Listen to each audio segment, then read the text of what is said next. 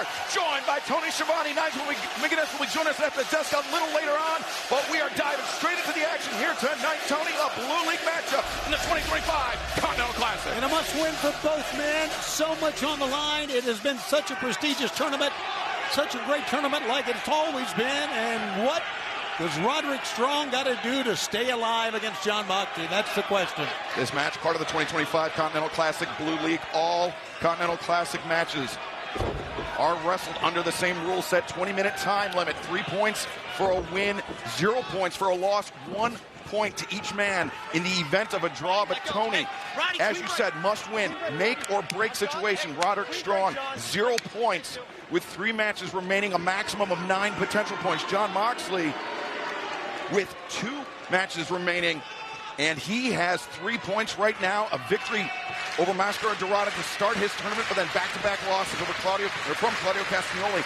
and Konosuke Takeshita, the men that sit atop of the Blue League table, tied up with 7 points. There you see the standings as at the bottom of your screen. Jon Moxley, as Excalibur said, with 3 points.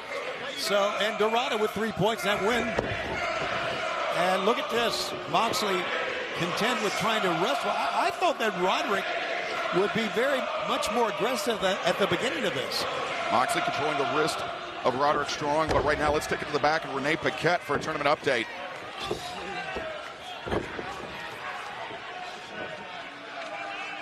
Neither man is sitting pretty in this tournament, and tonight is a desperate situation for Moxley and Roderick Strong. Both of these 20-plus year vets are looking to stave off elimination from the C2 tonight, which is a far stretch from Moxley's run to the finals in 2023. Fighting each other, Mox and Roddy are tied at 2 apiece in all-time singles competition, dating all the way back to 2008, and each have 1 win over each other here in AEW. So tonight will boil down to who can be the clutch player in this high-pressure situation. Thanks for the update, Renee. We noticed while Renee was giving that update, Roderick Strong going for the ankle lock on Jon Moxley. Remember, that is the ankle lock that Moxley tapped out to from Kyle O'Reilly. And Roderick not typically using the ankle lock, but I think trying to get under the head of his opponent here. It's a smart move, Excalibur, no doubt about it. You've got to try to own in on what you think is the weakness of your opponent, and I really think that is a weakness of Jon Moxley right now. Under the skin, in the head of his opponent. Yeah, absolutely, absolutely. And you know, Roddy Strong, after this match, still has 2 matches to go in the tournament. Jon Moxley has 1 match. The man that's eliminated here tonight still could play very much a part into who goes on to the semifinals at World's End. Shoulder tackles, neither man willing to budge. Slaps. Moxley got caught a bit there, backing up to the corner. Roddy's a great striker. Jon should know that. Look at that, stomping on the, there he goes, going to the ankle, the foot. Roderick Strong, dragon screw. Moxley up to his feet, but walking gingerly on that left leg. Perhaps a lingering injury from Kyle O'Reilly, a parting gift. And there we see the semifinals and the final round match of the 2025 Continental Classic will take place at World's End 1 week from Saturday, live on pay-per-view on HBO Max. Moxley trying to hammer out of the grip of Roderick Strong, and now elbows being exchanged by both men. Tony, even if one of these men are mathematically eliminated from the tournament here tonight, there's still a point of pride. There's still the gamesmanship of finishing out the tournament strong, no pun intended. I mean, we saw last year, final night of the tournament, Commander scored an upset victory over Claudio Castagnoli, and that eliminated Castagnoli from the tournament. Yeah, absolutely, and that's how important this is in this round-robin tournament. Jon Moxley to the outside, Roderick Strong in pursuit. Moxley over the barricade here in Manchester. We are sold out, this raucous crowd joining us here, and Jon Moxley trying to escape into the crowd. Referee Paul Turner trying to get the action back into the ring. Remember, a double count out here, Tony, does neither man any favors. Forearm shots back and forth. You're right. What a crowd we have. We're at the Co-op Live, right next to where Manchester City plays in the Premier League. And right now the fans are enjoying what they're seeing, and they're getting up close in the action control. Moxley over the barricade just to the right of our announce desk here. Anytime Jon Moxley is crawling around our position, Tony. Best keep your head on a swivel. Absolutely. And one thing that comes to mind here, there's no outside interference. If you interfere on the outside, like the Death Rider's known to do, Excalibur, then you are going to be taken out of AEW. Well, we have Jon Moxley on the move. Suicida right in front of our desk. Moxley, it was almost like an elbow suicida. He got Roderick Strong on the side of the draw. And there you see some of the matches still to come tonight on this 3-hour broadcast. Big All-Star 8-woman tag team match. The $1 million match, 750,000 pounds, the Elite versus the Don Callis family. But the action continues here from Manchester, England. Blue League action, the Continental Classic. Jon Moxley, Roderick Strong, don't go anywhere. AEW Dynamite Holiday Bash coming to you from Manchester, England. Sold-out crowd here on hand witnessing this Blue League matchup in the 2025 Continental Classic. A make-or-break bout for both Jon Moxley and Roderick Strong. A loss here would mathematically eliminate that person from the running in the 2025 Continental Classic in the group stage. Yeah, you're taking a look at two of the most decorated champions that we have, not only in AEW, but Roddy, of course, many championships, some Ring of Honor, 3 Ring of Honor world titles. Jon Moxley won more singles matches in AEW than anybody else. But you can throw all that out right now. You got to win this match to be able to be Continental Champion down the road. Roderick Strong shifts and got Moxley into a pinning predicament. Moxley forced to release the submission hold, abandoned ship, and now offering up his jaw to Roderick Strong. Even though Moxley's tough, Tony, he's got a chin made of granite, but I don't think you want to give Roderick Strong too many free shots. Absolutely you don't. He is one of the best strikers. We saw it earlier. He had Moxley back in the corner. The best strikers in AEW. We've seen 10 minutes have gone by. 10 minutes remaining. Half the clock has elapsed in this one. As we heard the announcement from Arcadiora just moments ago, as Moxley was looking for that pile driver, perhaps the God-style pile driver, but Roderick Strong able to break free of Moxley's grip and eject him from the ring. And now Roderick Strong coming through. Oh, Roderick Strong, both barrels unleashed on Jon Moxley. I think we all thought he was going to go up top, but he did not change direction, and now he's in command of this. Moxley once again reeling on the floor. Jon Moxley now unsteady on his feet, swing and a miss. Roderick Strong, though, doesn't miss with that one. Takes down Moxley twice in quick succession. He has him up on the shoulders, fireman's carry, but Moxley frees himself. And Roderick now drives Moxley down. Roddy needs to get right back to it. Obviously easier said than done. Roddy was trying to shake the cobwebs out as he was getting to his feet that time. Chops and strikes being delivered by Roderick Strong, and now into the ropes. Strong comes out, elbow to the side of the head, and big mat return, driving Moxley down face first. Leg is hook, cover is made, and a kick out. And there you see the bottom of your screen, World's End, Now Arena, Chicago, Illinois, 1 week from Saturday, AEWTIX.com. Then Wednesday, December 31st, we'll be celebrating New Year's Eve in Omaha, Nebraska. Scan the QR code at the bottom of your screen, AEWTIX.com. And as you saw, we are sold out this weekend in New York City at the ballroom, the Hammerstein Ballroom. Wow, what a weekend it's going to be. Roderick Strong, I think he was looking maybe for the stronghold. Jon Moxley able to twist himself, get out of the range of Roderick Strong, but Roderick following up Moxley to the floor. Now Roderick bringing the steel steps out from the side of the ring. And saw Jon Moxley, Tony, he was still trying to work out some kinks in that left leg of his, that leg that Roderick Strong targeted earlier, but it's not the leg I think Roderick's targeting here. Yeah, Roddy's letting his temper get the best of him here. And it just may backfire on him, which I think it already has. Oh no, Moxley looking maybe for a pile driver on the steps. Roderick Strong has no intention of finding out, stopping the top of Moxley's foot, and now holy smokes, what's he gonna do? Drives Moxley into the steel. Roddy spills on the floor, as you can see. I think Excalibur, it may have been the left shoulder that got the brunt of that. I'm not sure. Either way, a disastrous landing for Jon Moxley as we take another look at this. Moxley, Yeah, he put his left arm down to try to brace the impact, right, and really may have damaged his elbow. Yeah, that's a good call. And then now Roddy, give it to Paul Turner. He can do a double count out here. He's very deliberately making the count. And this match, a draw would earn both men 1 point and a double count out or a time limit expiration. And so that's the only thing that could keep these men in this tournament alive, but they would need some serious help in the other matches as well. We are past the halfway point that was announced during the break. And Arcadiara, look at this. Little bit of his own medicine with Jon Moxley. Back break. And the superplex from Roderick Strong.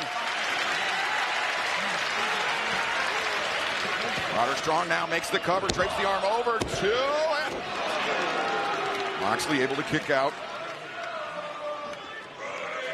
Take another look at this superplex and just how the impact of both men coming down like that, Tony, just surges through both men's body, but really Moxley getting the brunt of it. Yeah, absolutely. And you saw how a lot of times on a superplex, the man executing the move will push off on the top. Roddy just really dropped right straight down that time. It was much different. Just shows the fatigue that he has, but he still was able to get Jon Moxley up and over. Elbows being exchanged. Moxley, you can tell by that slump posture that he's perhaps running on fumes as Roderick Strong. Those boxing elbows left and right, but Moxley comes back, a thunderous lariat. Now the double underhook, Death Rider attempt, perhaps Roderick. Tiger Driver, and now changes his grip. The pin, and as soon as Moxley kicks out, Roderick trying to turn the corner for the stronghold. Oh, but Moxley cradles him. 1, 2. And we see 15 minutes have elapsed. 5 minutes remain on the clock. Under 5 minutes. Oh, Moxley! The cutter! Taking Roderick out of midair. 1, 2. No! Strong kicks out. Incredible anticipation by Jon Moxley. It just goes to show you why he is the only former world champion of AEW in this tournament. The pile driver. Moxley 1, 2. Oh, Roderick again. Now, Jon Moxley was sitting more on the chest that time instead of the shoulders, enabling Roddy to get out of it. And now look at this. Now trying to get in. The rear naked sleeper hold. Moxley, Roderick, he's got the grip tight. Roderick Strong, he was fighting it. He was trying to prevent the grip from coming in. As Roderick, though, frees himself. No, he does free himself. Moxley traps the left arm of Roderick Strong. As the S-grip is in tight, Tony. Good job. Roll. Keep rolling. That's the only chance, and he did. That was his only shot, Excalibur. Only shot. Referee Paul Turner giving Moxley the 5 count to break the hold. And clock management at this point, Tony, becomes a serious issue. You know, you got to wonder sometimes, I've often wondered this, when the announcement is made, sometimes you're so focused on your opponent, do you realize how much time's remaining? I mean, we are obviously less, probably than 4 minutes now. Leaping knee strike caught Moxley on the way in. 1, 2.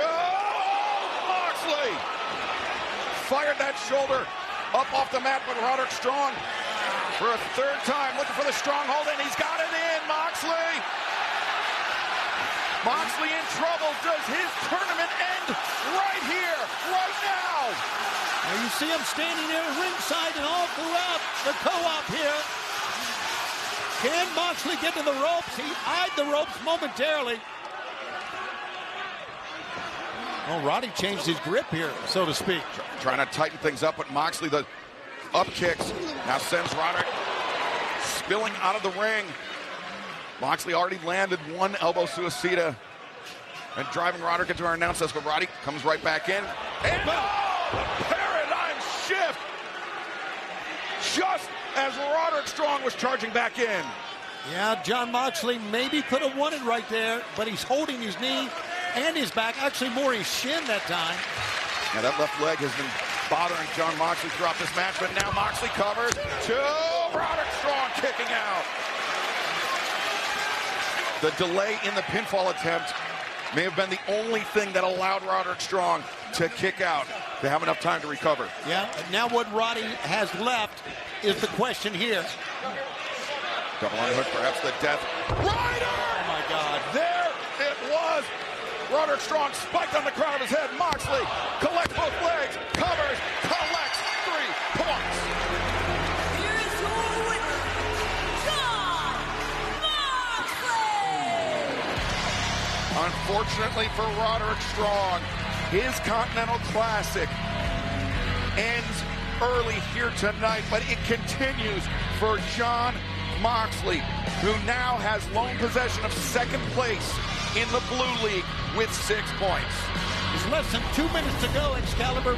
Almost a buzzer beater, but Jon Moxley prevails. And we see the updated bracket. Moxley, 6 points, but Claudio Castagnoli, Konosuke Takeshita still tied for the lead with 7. Orange Cassidy, Mascara Dorada, they will compete later on tonight as part of this 3-hour broadcast here on TBS and HBO Max. Both men looking to get up to 6 points and tie with Jon Moxley. A tremendous way to kick things off here tonight from Manchester, England. The Dynamite Holiday Bash, though. There will be no shortage of fireworks, Tony, as we will make our AEW World Championship title match for World's End official. Samoa Joe, Hangman Adam Page, Swerve Strickland put pen to paper later on tonight. But right now, let's hear from the Mad King, Eddie Kingston. Ladies and gentlemen, it's a very simple way I live my life. It's either you win or you learn. You never lose. People can say, oh, but you tapped out to Joe, you lost to the world champion, blah, blah, blah, blah, blah. I learned from that. And now what I really feel bad about is everyone else I have to face now after Joe. You're going to see what I learned. I never stop. I never quit because I have nothing else in my life but this. Professional wrestling is my heart, is my soul, is my everything. You think one loss is going to bother me? Nah. I learn and I move forward. I'll see you all again. Maybe Collision? Maybe somebody wants to step up and see what I learned? Hope so. Eddie Kingston, y'all. Eddie Kingston, very popular here in Manchester. That's all we need. I mean, he had a great effort 1 week ago. Tremendous. Ladies Against and Samoa Joe. gentlemen, please welcome Don Callis.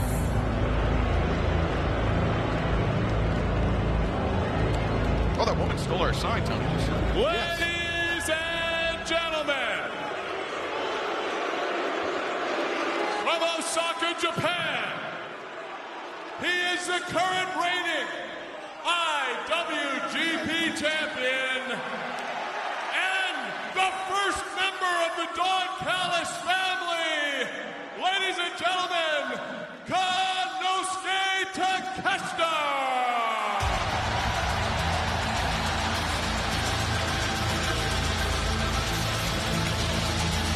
Konosuke Takeshita, part of the the Blue League in the Continental Classic, tied with Claudio Castagnoli with 7 points. But Takeshita's attention tonight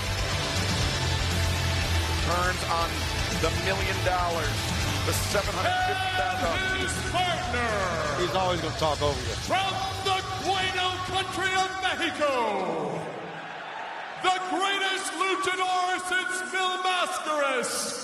Ladies and gentlemen, es muy bueno,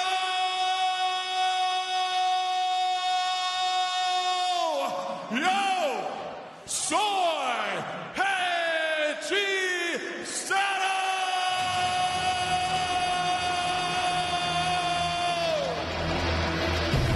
For God's sake.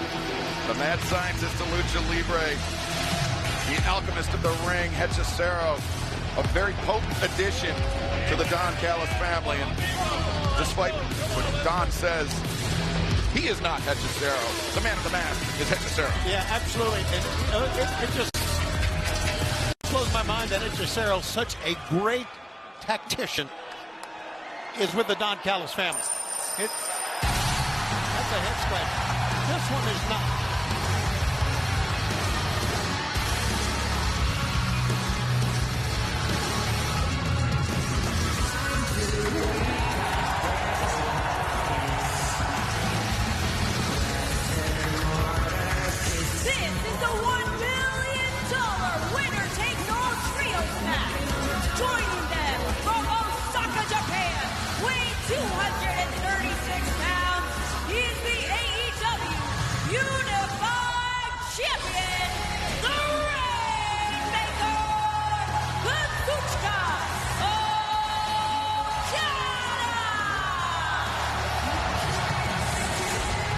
Okada tied for the lead in the Gold League of the 2025 Continental Classic with 6 points. Tied with his fellow Don Callis family member Kyle Fletcher and Speedball Mike Bailey. But again, tonight, points aren't on the line in this match. Cash money is. I am really excited about seeing the Bucks, Kenny Omega together once again. I think this is a big moment in AEW. I really do. A big moment to we've had. Oh, how about this? Bit of a throwback. And I'm digging this even more now.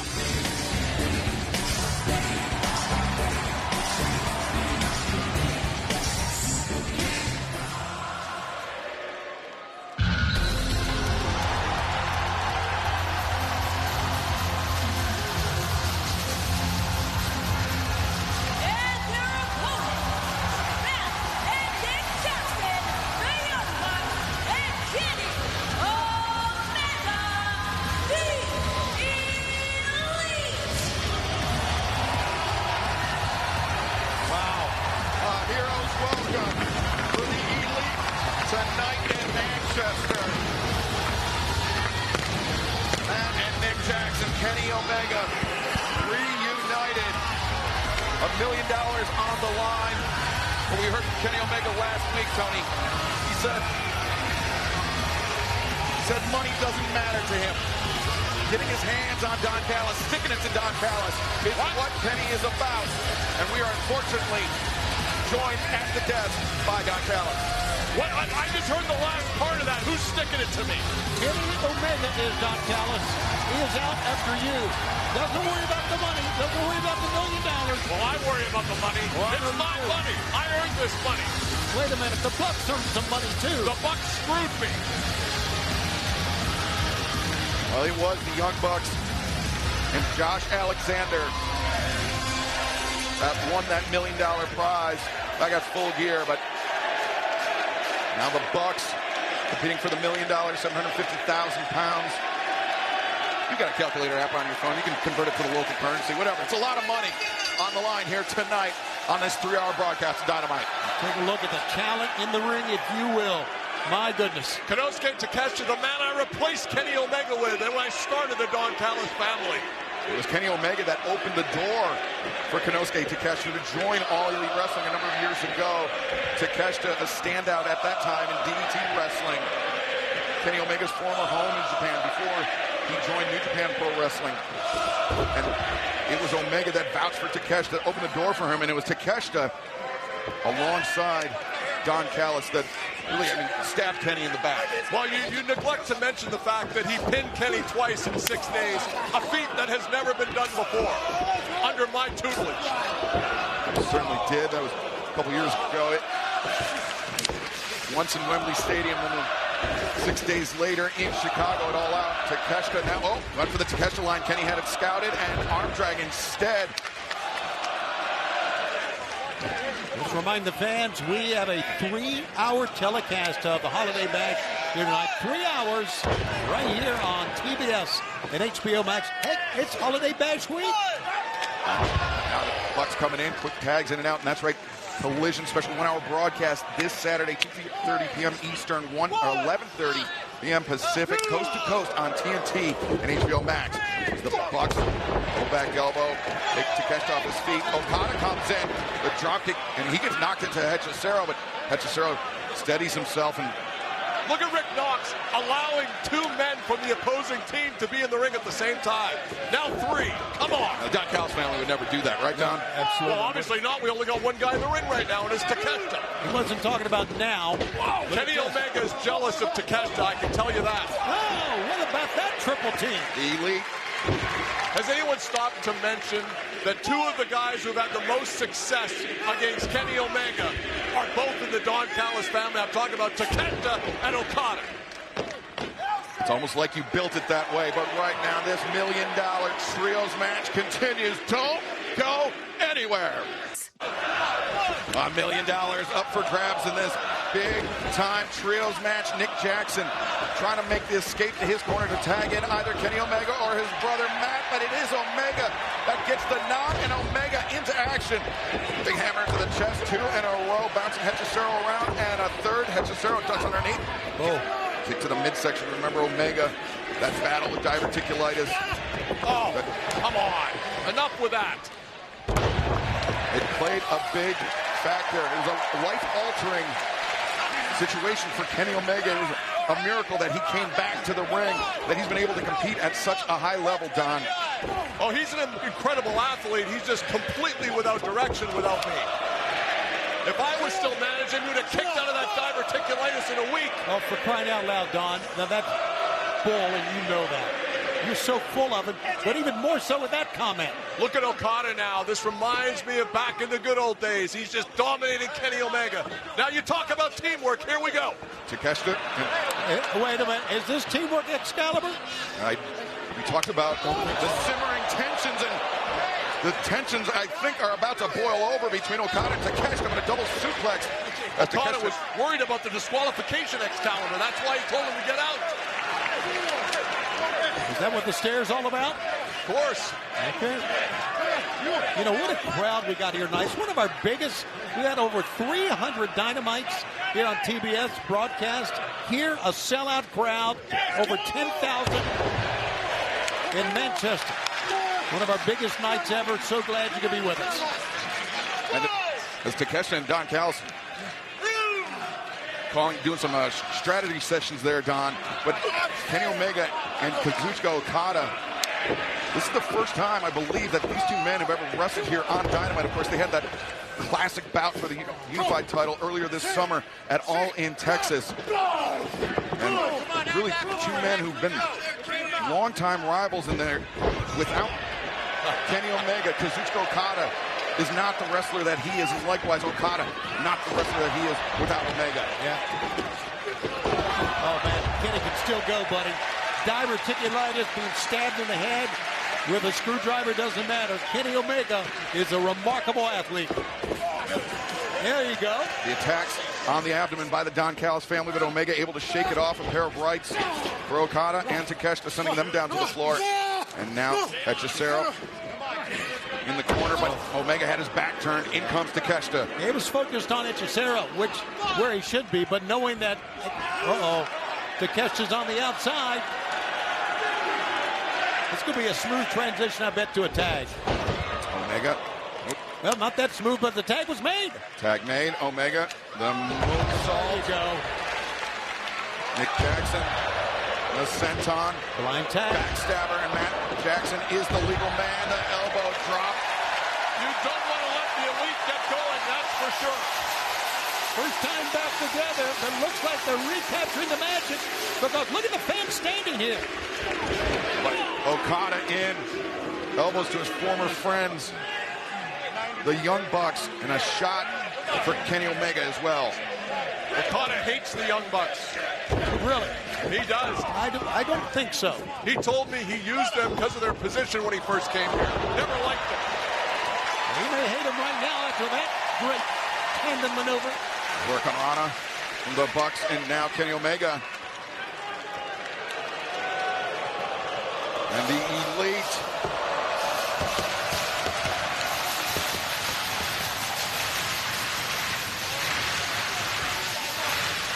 This is a great moment. You hear the thunder coming from Manchester, and Kenny Omega. Oh, yeah. And the Young Bucks terminate the Don Callis family. Damn it. An incredible Dynamite moment that we all just witnessed and looked at the fans and listened to them. Wow. Matt and Nick Jackson, Kenny Omega, the reunited Elite, looking sharp here. They have the advantage, but they need to press it if they want to get their hands on that $1 million prize. As Don Callis is clutching very, very closely. Well, we're in Manchester, not the safest place. I gotta keep a handle on him. Well, Hechicero now. Look at this. Matt Jackson, the hammerlock, and spin him around. Matt signs a bomb from Hechicero. Don Callis family with the advantage. This match continues. Don't go anywhere. $1 million is on the line. Welcome back to this 3-hour broadcast of AEW Dynamite. The Don Callis family, the Elite, a battle for $1 million going down tonight in Manchester, England. And Tony Schiavone, for the last few moments, it has been all the family. It's been all the family, including Don Callis. Over our left, we got the cheap shots in on Matt Jackson. Good job, Don. I was just defending myself. Referee's back was turned. He didn't see it, but Don Callis, everybody saw it here in Manchester. It's plain as day. Wait a second, Matt Jackson sweeps the leg of Hechicero out, lands the super kick, but Okada cutting Matt off, preventing him from making the tag and sending Omega spilling to the floor. There's Don Callis, as you heard, running away from Matt. Keshta knocked to the floor, the double boots to the jaw of Okada. And now Matt Jackson. Wow. Stunner on the floor. Caught Takeshita unawares. And Okada out to the floor in pursuit. And Matt Jackson back into the ring, trying to desperately tag in his brother. But Okada putting on the brakes. Kazadora into the Bulldog. Things are looking up for Matt Jackson, but he desperately needs to make a tag. Yeah, he is so smooth as Matt, and he's got a lower back problem right now. Listen to the fans. Try to help him in. Tag is made. Now Nick Jackson, the legal man, some relief for his brother, and now just taking the fight directly to the Don Callis family, but Okada cuts him off, boot to the midsection. Okada and Takeshita working together, at least for the moment. Nick Jackson, meeting in the minds there. The overhand chop, leaps over Takeshita, super kick for Takeshita, maintaining control of the wrist of Okada, and a 2-for-1 for Nick Jackson. 6 years later, the Bucks, Kenny Omega, are still amazing. Running boot, the face on Okada. Hechicero gets taken down, and now Cazadora into a cutter by Nick Jackson. Just like older brother. The Young Bucks, perhaps a little bit of risky business for Konosuke Takeshita. Yes, it was. The splash, the cover, and Takeshita able to kick out. They almost pinned the IWGP World Heavyweight Champion. Almost. As Kenny Omega saying some words to Nick Jackson, but Takeshita caught the boot and landed a massive elbow strike. That wiped out Nick. Knocked him all the way back to Rancho Cucamonga. Backbreaker from Hechicero. And Hechicero with Nick Jackson isolated in the corner. Whip and Hechicero, the running knee strike.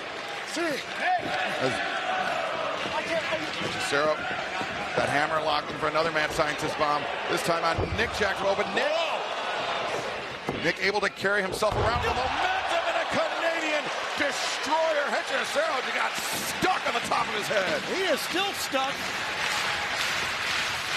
But still, Nick needs to make a tag, and Kenny wants in. So do the fans. They want him in right now. Look at this again. And what an escape by Nick Jackson. Went around Hechicero and then answering, coming back with that Canadian destroyer. After all those revolutions on that hammerlock, brother. Okada, legal for the family, and he called out his career-defining rival, Kenny Omega. He beat him in Dallas, he'll beat him here. It was all in Texas where Kazuchika Okada defeated Kenny Omega for the AEW International Championship, becoming the first ever AEW Unified Champion. We did not get a lot of first here, but this is a first on Dynamite. Two legendary performers. Come on! Yeah. What a snap in those forearms from Omega. Like Magic and Bird back in the 80s. Brady and Manning. Some of the great rivalries. And you're watching it unfold here in pro wrestling in AEW.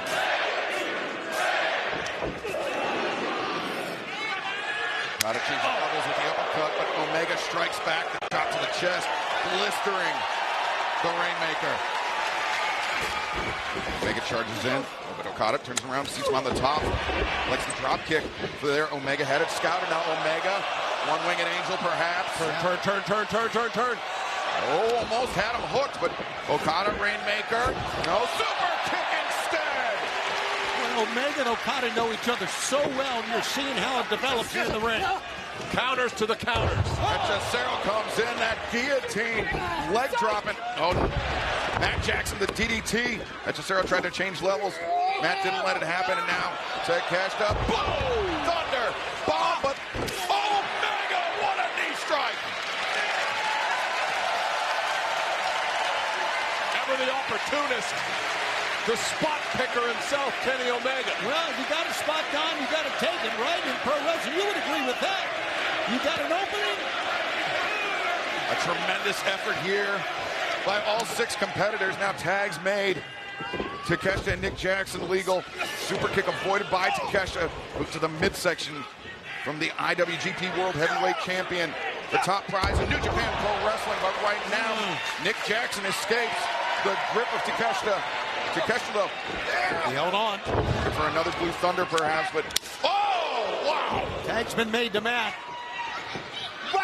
Takeshita, he was so locked in on Nick Jackson that he didn't see the super kick coming, but he absorbed the contact. Now the waist lock. Standing switch again. And Jackson gone. Sunset flip over both men. The German suplex on Takeshita, but now Okada into the fray. Okada. There you go. Fake with the drop kick avoided by the butts, but the super kicks were not. This is incredible. I mean, listen to this is incredible. For $1 million. Yeah. The Bucks. Oh! What timing by Okada. Fantastic. The drop kick from Okada, and now Takeshita. The legs are hooked. Watch this now, the power. The prelude to the German suplex. Matt Jackson in serious trouble here. At Cesaro. The slam and power drive knee from Takeshita. 1, 2. Oh no, Omega there to break it up. Spot picker. Kenny, no, he's taken. Don, you know that. And Kenny Omega is dumped outside. Take it to the floor. At Cesaro tagged in by Takeshita. Takeshita calling the play here. It's going to be a great triple team, I think. Wait, Okada. Whoa. Hold up Matt Jackson. He was looking for a Rainmaker just as Takeshita was looking for the knee. And Cesaro trying to calm the tensions here, but they just want to finish these guys so bad, they all want to do it themselves. Okada messed that up. That's how much they hate them. and remember, there's $1 million on the line for the winners of this match. But hey, was that an accident when he swung a foot right to Okada's face, or not? Takeshita didn't seem too apologetic about it, but either way, it's Omega and Takeshita legal for their respective sides here. I wonder about that move. Omega floats over, waistlock, and transitions into the Dragon Suplex with the snap at Cesaro, and Omega takes Cesaro down. And he's in perfect position. Rainmaker, no. Yep, it's done. Snap Dragon from Kenny Omega, 3 in a row, 1 for each member of the opposition. Boy, the Elite firing the crowd up. Reunited Elite competing here tonight in Manchester. Boom! Triple super kicks for Cesaro. His bell got rung there, and Omega lining him up. The V-trigger! The Elite could be moments away from $1 million. Oh God, he's got him up. Every bit of 255 here is Cesaro. It's Cesaro up on the shoulders, and now the one-winged angel with the assist. And the Elite with the win. Give them in their money. And the winner of $1 million, the Elite. Well, Don Callis just threw down his headset in disgust, and he is holding on to that bag of $1 million that now belongs to Matt and Nick Jackson. I'm sure Don Callis will be very gracious. Oh, no, he's not. Somebody needs to stop him. He's stealing the money. Don Callis trying to escape with that bag of $1 million. But wait a second, Okada and Takeshita. And from behind, Rainmaker from Okada wipes out Kenny Omega. Okada and Takeshita. Here we go. Staring eye to eye. But now, turning their focus on the Elite. Raging fire from Takeshita. Rainmaker from Okada. And they're not done, Tony. Uh-oh, this is trouble. Another Rainmaker, another raging fire. And look at Okada. I mean, he's taunting Takeshita, and now a shove. Listen, we have seen this breakdown before, but I think it's getting even more. And Don Callis, for all his protestations, trying to, well, wait a second, Omega, what? Omega, pick up. That looks like a heavy wooden broom. Whatever he could find under the ring there, Excalibur, taking it. And Don Callis, he turned his attention away from the bag of money. Luckily, Rick Knox was able to grab it, the Elite, earning the $1 million prize here tonight as the situation between Okada and Takeshita continues to deteriorate. But coming up next on Dynamite Holiday Bash, Samoa Joe, Hangman Adam Page, Swerve Strickland signed the contract for the AEW World Championship three-way match at World's End. Next. Welcome back to this Dynamite Holiday Bash 3-hour broadcast. But right now, inside the ring to make the match for World's End official is Tony Schiavone. World's End coming up a week from Saturday. The three-way match for the AEW World Championship. This is the official contract signing. Ladies and gentlemen, let's bring in, first of all, former world champion, Hangman Adam Page.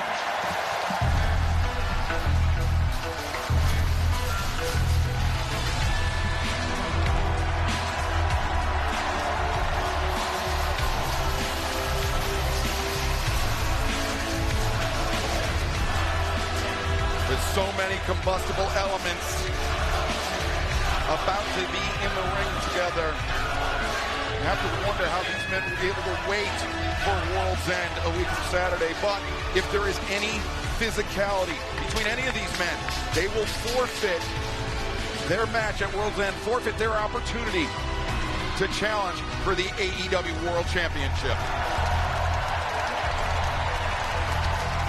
And now, another AEW former world champion, Swerve Strickland.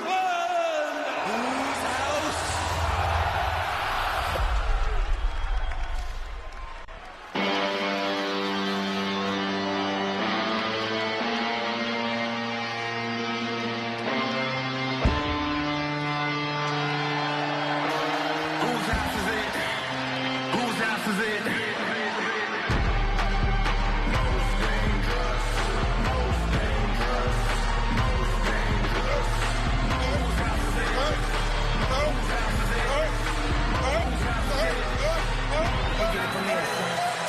We motherfucking deliver the war. Slide out on the booze, flawless. Go phone out, born cordless. Keep you up like a piece of swordfish. Whatever you do, you expect a fortress. See chef on the horse in August. Watch stampede fans. Strickland, his rivalry with Hangman Adam Page changed not just the career trajectory, the life trajectory of both Hangman and Swerve, and mirroring Hangman, Swerve coming out with a chain of his own. Hangman has employed that chain in such dangerous fashion in the past.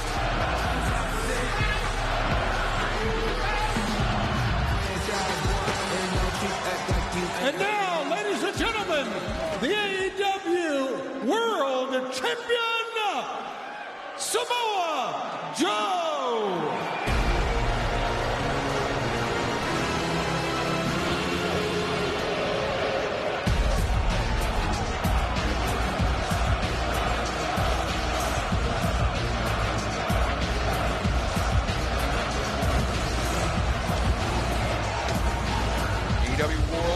it's Samoa Joe with Powerhouse Hobbs, the cold-hearted, handsome devil Hook in tow. Members of the Ops, and it was Hook that sealed the fate of Hangman Adam Page in that steel cage match back in full gear. Hook revealing that he had never left the Ops. He was a member all along, preying on Hangman Adam Page, costing him the title and beginning the second reign of Samoa Joe as AEW World Champion. Remember, Hobbs, Hook, or even Prince Nana get physically involved in this altercation, it will cost their man the opportunity at World's End. Let's go back to Tony Schiavone. Gentlemen, please, we're here to sign the contract. Everyone has seen the contract. This is for 1 week from Saturday, three-way match for the AEW World Championship. And may I say, what three men we have vying for the title. Tremendous athletes. You guys ready to sign? Tony, sometimes I'd wish you'd shut your big yapper.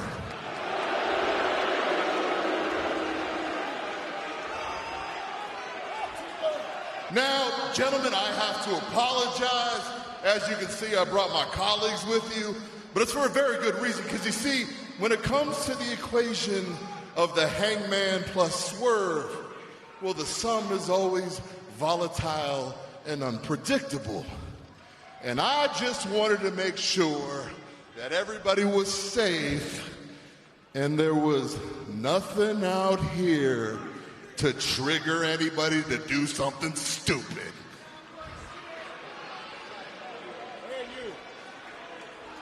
So, gentlemen, I won't waste any more of the champ's time.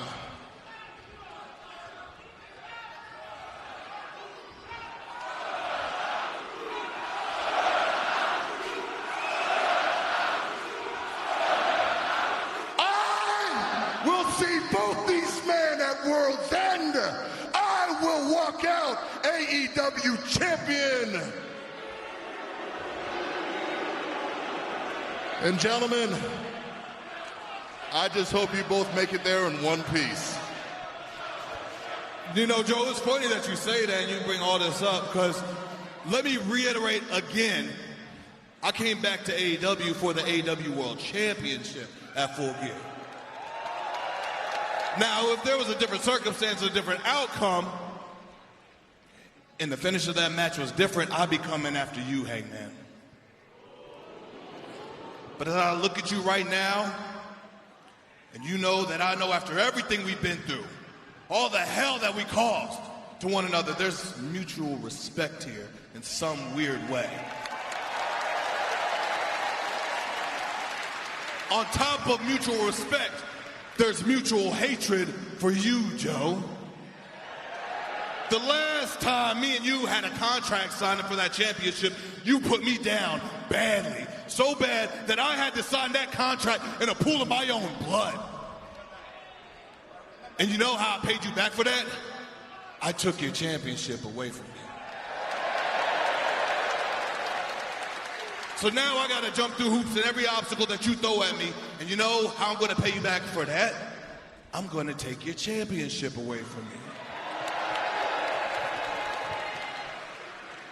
On top of that, I'm gonna swerve stomp the hell out of you and leave a boot print on your face that's so bad and so permanent, so ugly, it'll be uglier than that fake tattoo you had on your face back in 2007. This is Big Boss Energy right here. This is hard body Swerve. God body, if you ask me. So I'm letting you know right now, you better bring your big guns to World's End. You better bring your army and your big guns to World's End. Because I'm going to let you know right now, you cannot kill a god with bullets. Whose house?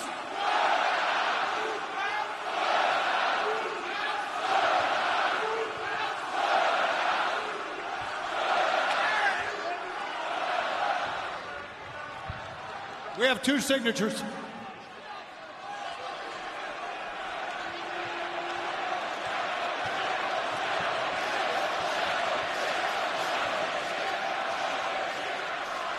I want to remind both of you where we were in July. Not fighting each other, but fighting together. Fighting to free the All Elite Wrestling Men's World Championship from a briefcase and to end the tyranny and bullshit of Jon Moxley and the Death Riders. That's where we were.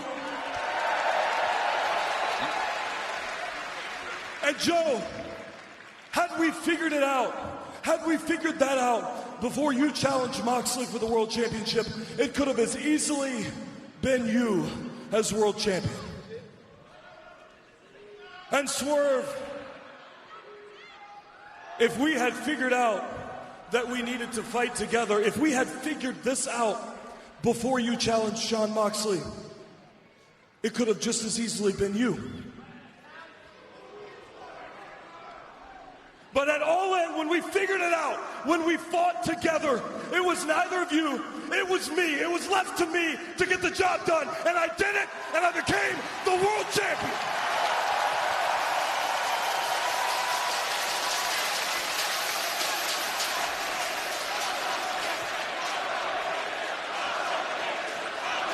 And I knew that as world champion, that one by one, each of you would find your way across the ring from me. And I would give you the opportunity for the championship that you had fought for alongside me. Joe, I gave you that opportunity. I gave it to you at Wrestle Dream, and you failed. You failed against me. So instead of accepting your defeat, you turned to Hobbs, you turned to Shibata, and you turned to Hook.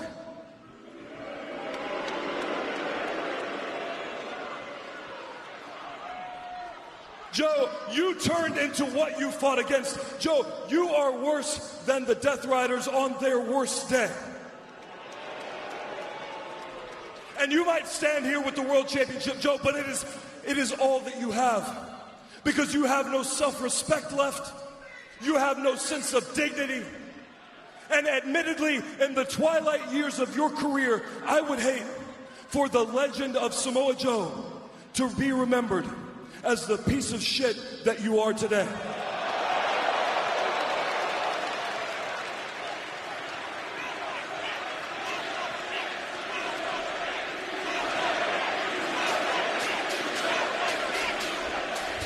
If anybody would know about that, it's this godforsaken town.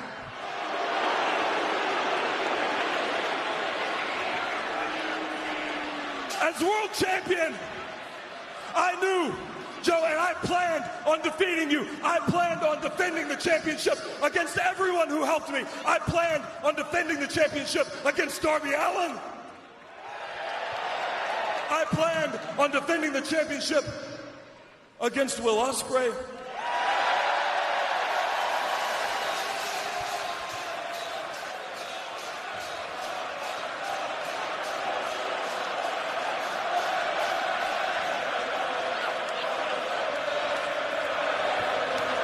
And I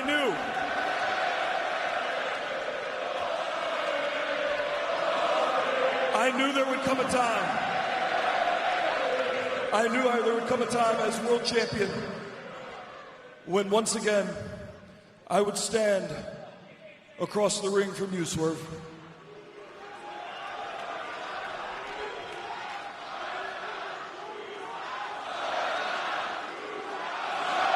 You said that you came back to AEW to challenge the world champion. And had it not been Joe, it would have been me that you stepped up to.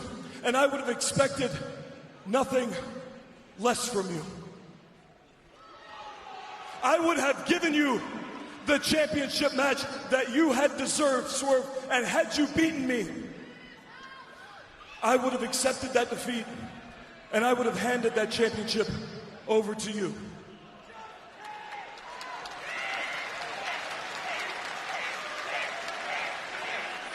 But that is not the world that we live in. That is not the world that we live in. At World's End, this will be a three-way match, and I cannot guarantee you, Joe, who will leave as champion, but I can damn sure tell you this, it will not be you. Joe, you have messed up worse than you know. in making an enemy of the two of us.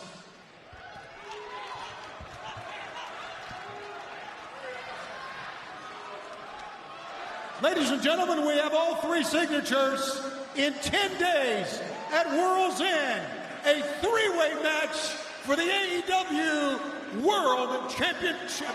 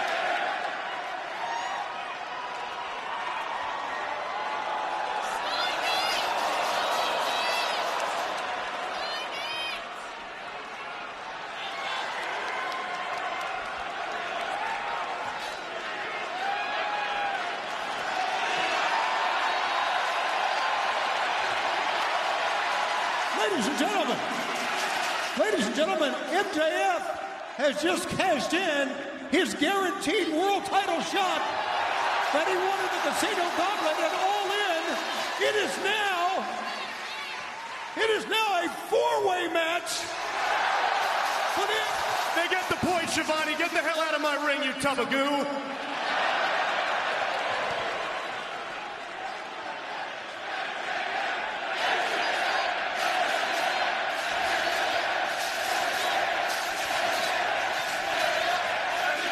A lot of you are wondering why a guy like me would willingly execute my contract knowing I'd have to face 3 men instead of 1. Hi, Seabiscuit! Since the inception of this company, you've called me a coward. And while I had time off getting my stuff together and filming a movie, because unlike you, I'm actually a star, I was festering over this, and eventually I realized it, Hangy. Maybe you were right. You know, the old me, I would have came back here, I would have took every shortcut in the book just to get what I want. But that wouldn't cut you deep, now would it? See, I need to hurt you, cowboy. And I can't think of a better way to do it than not just by taking that title far away from you, but by doing it by beating you and 2 of your biggest rivals all in one fell swoop. That way, you and your fans have absolutely 0 excuses. Well, this has been a wonderful... Shut your mouth! Really. Joe's got to be careful. The rules apply to every man inside the ring. No physicality. What's going on, Joe? You upset? You mad? You gonna quote me a big supervillain soliloquy? Huh? I ain't afraid of you anymore, but I do still hate you. See, when you took that title away from me, these people turned on me. Let's be honest. They did. They did.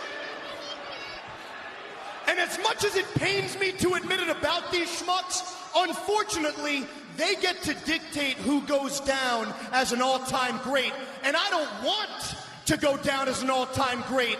I need to, Joe. And you halted that journey. You made these people question my abilities.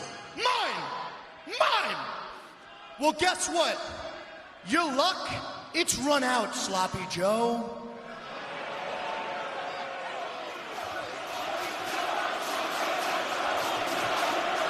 See, Joe, I'm about to make you fall back. I'm about to make you fall back harder than your hairline. World's End, look at me. World's End, the same place you ended my title reign, I end yours.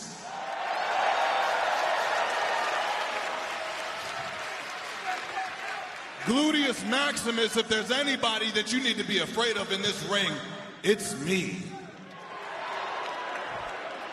Wow. You know what? Fire bars, Shane. You really remind me a lot of this famous musician. You guys have a lot in common. You both call yourself moguls. You both rock chains. You both rock way too much baby oil. And you're both dog shit rappers. The name's on the tip of my tongue. Oh, that's right, P. Diddy. Hey.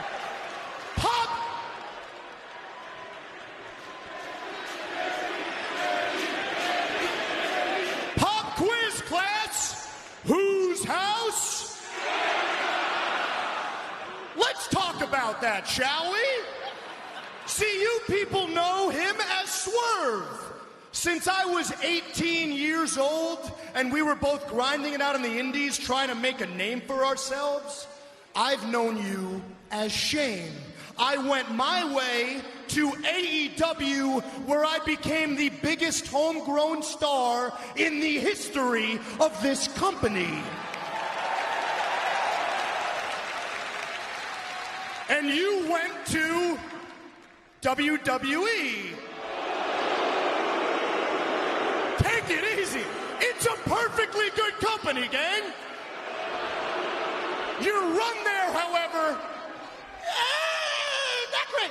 not great. However, I must say, I thoroughly enjoyed watching you twerk for top dollar.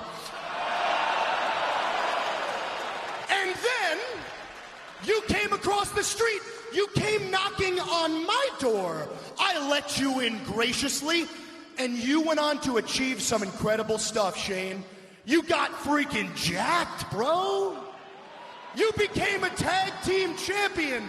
You beat Sloppy Joe over there for the world title, and you held it for a whopping 126 days. Not bad, huh, folks?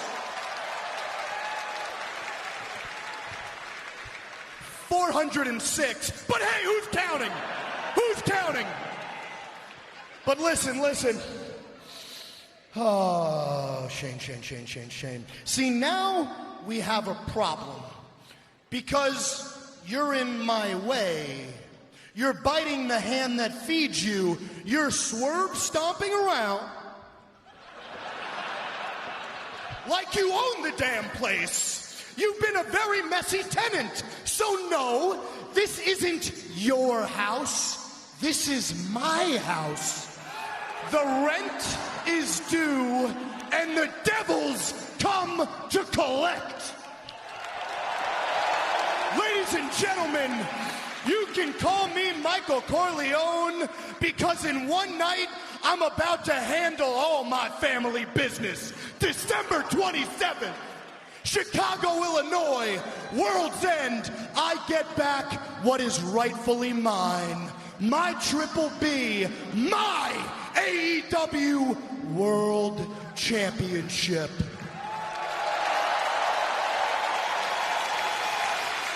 And do all you folks happen to know why?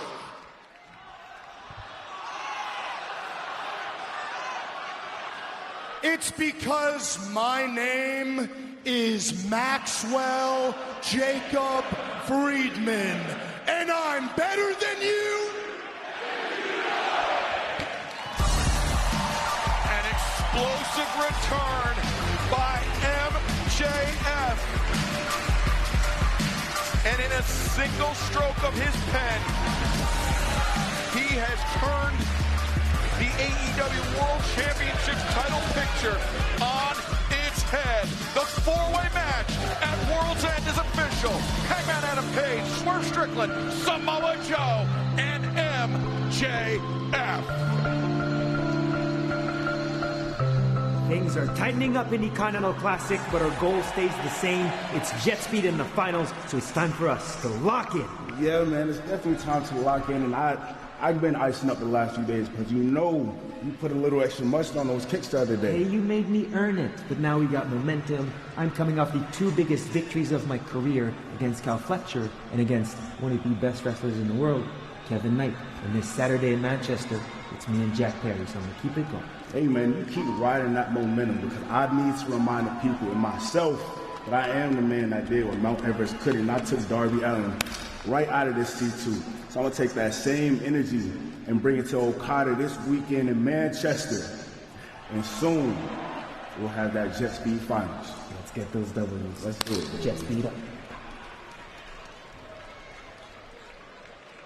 Special start time, 2:30 p.m. Eastern, 11:30 a.m.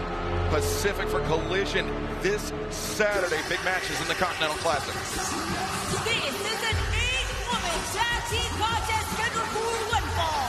Introducing first from Moldova, the Bravo, Marina Shafir.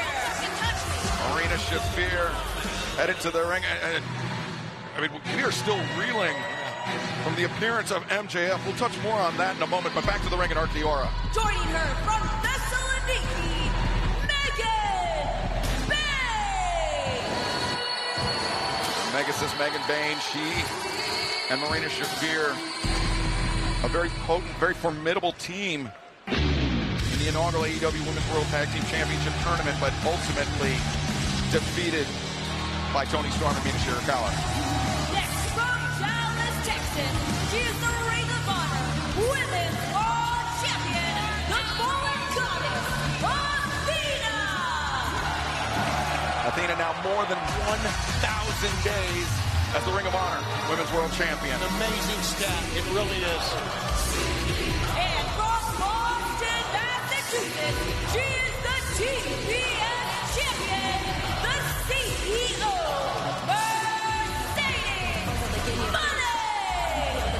Mercedes Moné, who this past Saturday at Collision inserted herself into the celebration for Willow Nightingale and Harley Cameron, the inaugural AEW Women's World Tag Team Champions. And Mercedes said she wanted to fight here tonight in Manchester, not just against Willow and Harley, but against one of her biggest rivals ever in the Timeless One. And their opponents, first, Toni Storm and Mina Shirakawa, the Timeless Love Bomb. How about the talent, the wrestling talent that is going to be in this women's matchup? Truly an all-star 8-person tag team match. No doubt. Joining them, the AEW Women's World Tag Team Champions, Willow Nightingale and Harley Cameron, the Babes of Wrath. Babes of Wrath, the Timeless Love Bombs. They met in the finals of the AEW Women's World Tag Team Championship title tournament. And now they fight alongside one another tonight against some pretty formidable opposition, Tony. Heavy firepower on both sides of the ring. Yeah, when you have Athena or when you have, obviously, a lady like Mercedes Moné on your side, you have a good chance of winning a match. Let's see what transpires here. Bell rings, and Mercedes Moné, Willow Nightingale starting things out for their respective sides. And Mercedes trying to get an early advantage on Willow. Willow Nightingale, the woman that Mercedes defeated to become TBS champion. And Willow, quick tag out to Harley Cameron, and the body slam on Mercedes. Cazadora, and the splash, the assist. Cover made one. Just a one count for Mercedes Moné. Yeah, Harley's feeling pretty good about herself, and well, she should. Think about Harley's rise in AEW. First ever member of the Women's Tag Team Champions in a short period of time, which tells me the sky's the limit for Harley. Whoa! But she just got decked by Athena. And she calls herself the Ring of Honor That's how you do it. Women's Forever Champion. But oh, Harley caught Athena sleeping there. A couple of kicks, and now Soul Food sending Athena back into the corner. She's reeling, but now in comes the problem, Marina Shafir. Yeah, Marina wants to slow things down here. Harley will not let it happen. Cazadora attempted, but oh, Marina. She'll have to. Just the sweep, and now Shafir, hammer throw into the ropes. High kick from Harley Cameron. Mina Shirakawa, I believe, made the blind tag there. There's Harley, Russian leg sweep. And Mina Shirakawa over the top, the tornado, the splash, 1, 2. Shafir able to kick out. You see the bottom corner of your screen, Athena and Mercedes Moné talking some strategy. Outside of the ring, of course, they were upset, Mercedes and Athena, in the first round of the AEW Women's World Tag Team Championship Tournament by the eventual winners, Tony, the Babes of Wrath. And I think that was kind of surprising to everyone, but when you think about the fact they had not teamed together before, maybe it wasn't so surprising. Mina Shirakawa baiting in. Megan Bain, while she had Marina Shafir tied up. 2 for 1 for Shirakawa. Remember, still to come tonight, the Dynamite Diamond Battle Royal. It will come down to 2 men who will battle it out next Wednesday, Christmas Eve, on Dynamite for the Dynamite Diamond ring. Toni Storm, lateral press, but Athena and Mercedes breaking up Pac, Kyle Fletcher, Gold League action, the 2025 Continental Classic. Wow. As well as Mascara Dorada, Orange Cassidy. They were partners last night on that special stocking stuffer edition of AEW Dark. Tonight, they will battle it out for 3 points plus FTR. The Bang Bang Gang for the AEW World Tag Team Championship. But this match is going to continue. Don't go anywhere. We are back tonight. Dynamite Holiday Bash, this 3-hour broadcast. And thank you for joining us from Manchester, England. In the midst of this all-star 8-woman tag team match, Harley Cameron desperately needs to make a tag out, but Athena pulling Willow Nightingale, Harley's tag team partners, off the corner, and Megan Bain anchoring Harley in the ring, and Harley, turned the corner. She tried that DDT once before. Megan Bain was able to shut her down, not the second time, and time with Toni Storm, though. Here she comes, Harley. Oh, yes! Tag made. Toni Storm is legal. Opposite side of the ring, Marina Shafir comes in and immediately is met with a pair of boots from the Timeless One. Yeah, take the offense to Marina. Don't let her get started. Repeated snapmares on Shafir, dazing her. Then the DDT plants the problem. Timeless Toni Storm. Could be thinking hip attack. Yes! She was. Oh, that smashed the head. Rocks the head of Marina Shafir and looking for Storm Zero, but Athena, a powerful thrust kick, but Mina Shirakawa coming in off the top. Lariat block, backstabber, delivered by Mercedes Moné, the CEO, the TBS champion. She and Harley Cameron both go down. And Tony's still the legal lady in the ring. Tony again looking for Storm Zero, I think, but we'll never know because Marina Shafir escaped, boxed the ears, but Toni Storm, powerful headbutt delivered, and Willow Nightingale now legal, as is Megan Bain. The 2 heavy hitters for their respective sides. You see at the bottom of your screen, we'll be spending all of January in Arlington, Texas for Collision. And Megan Bain, 1, 2. Willow Nightingale was almost going to the pay window there, the victory. As looking for the Dr. Bomb, but instead, Megan Bain was able to charge to the corner. Great job, Willow, with that back elbow. But she was almost going to get trapped in that corner by Athena. But Megan Bain now climbing Whoa. The ropes. What does Bane have in? Oh, my Lord! Oh, Hurricane Rana from the Megasis. What a move that was.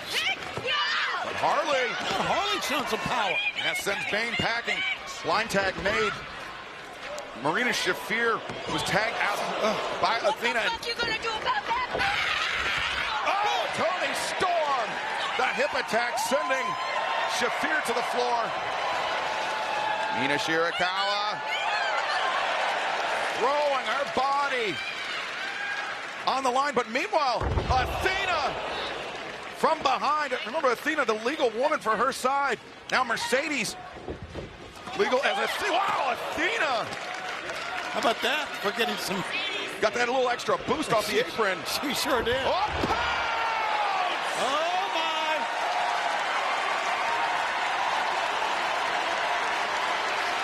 The strap coming down, and Willow Nightingale. The difference maker there with the pounce. And the cannonball on Bane. God, she smashed Megan Bane. Willow returns Mercedes Moné to the ring. But meanwhile, Athena off the top, the old face. That's got 1, 2, 3. Wow! It's in Willow. Here are your winners, Marina Shafir, Megan Bane, Athena, and Mercedes Moné. Willow Nightingale is stunned as we are. Mercedes Moné and Athena, Megan Bane, and Marina Shafir earning the victory here tonight. Wow! Welcome back to this 3-hour broadcast of AEW Dynamite. We turn our attention now back to the Gold League in the 2025 Continental Classic. This is a Gold League match in the Continental Classic set for one fall with a 20-minute time limit. Introducing first, from Newcastle upon Tyne, England, weighing 217 pounds, the Bastard, Pac. Pac sitting at 3 points in the Gold League, the Continental Classic, still very much alive with the potential of 9 points remaining him. A victory tonight for Pac would make it a 4-way tie at the top of the table in the Gold League. Yeah, I don't think anyone expected Steve Ball, Mike Bailey, and of course we heard from Jet Speed earlier how important their matches are, for Mike Bailey to be tied with Okada and Fletcher at the top. And there it stands. This should be a great match. Wow. And his opponent from Sydney, Australia, weighing 249 pounds, the Protostar, Kyle Fletcher. Kyle Fletcher making his way to the ring. Let's hear once again from Renee Paquette. Both of these men make watching this sport so much fun. These are two peak athletes hitting their stride. Fletcher continues to solidify himself as the future of wrestling, while Pac has locked into an unearthly version of himself. Since returning from injury 3 months ago, Pac has somehow gotten even better. He attributes his shift in mindset to being fully immersed in Death Rider's principles: persistence, resilience, and preparation. When facing Fletcher in singles competition, Pac has a perfect record.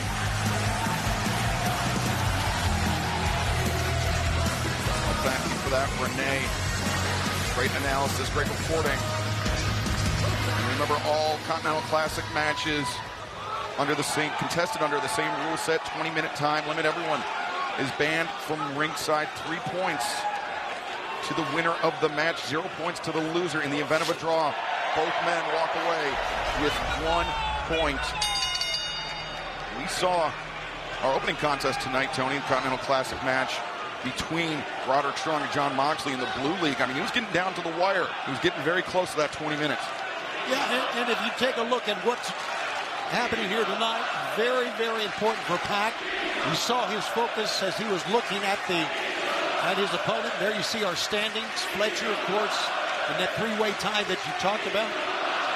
Fletcher Kazuchika Okada, Speedball Mike Bailey, all tied up, knotted up at the top. 6 points in the group. Kevin Knight, 3 points. He'll be in action against Kazuchika Okada this Saturday. That special Collision broadcast kicking off at 2:30 p.m. Eastern, 11:30 a.m. Pacific time. Coast-to-coast Collision this Saturday. Very special starting time. It's been a very, very special week for us.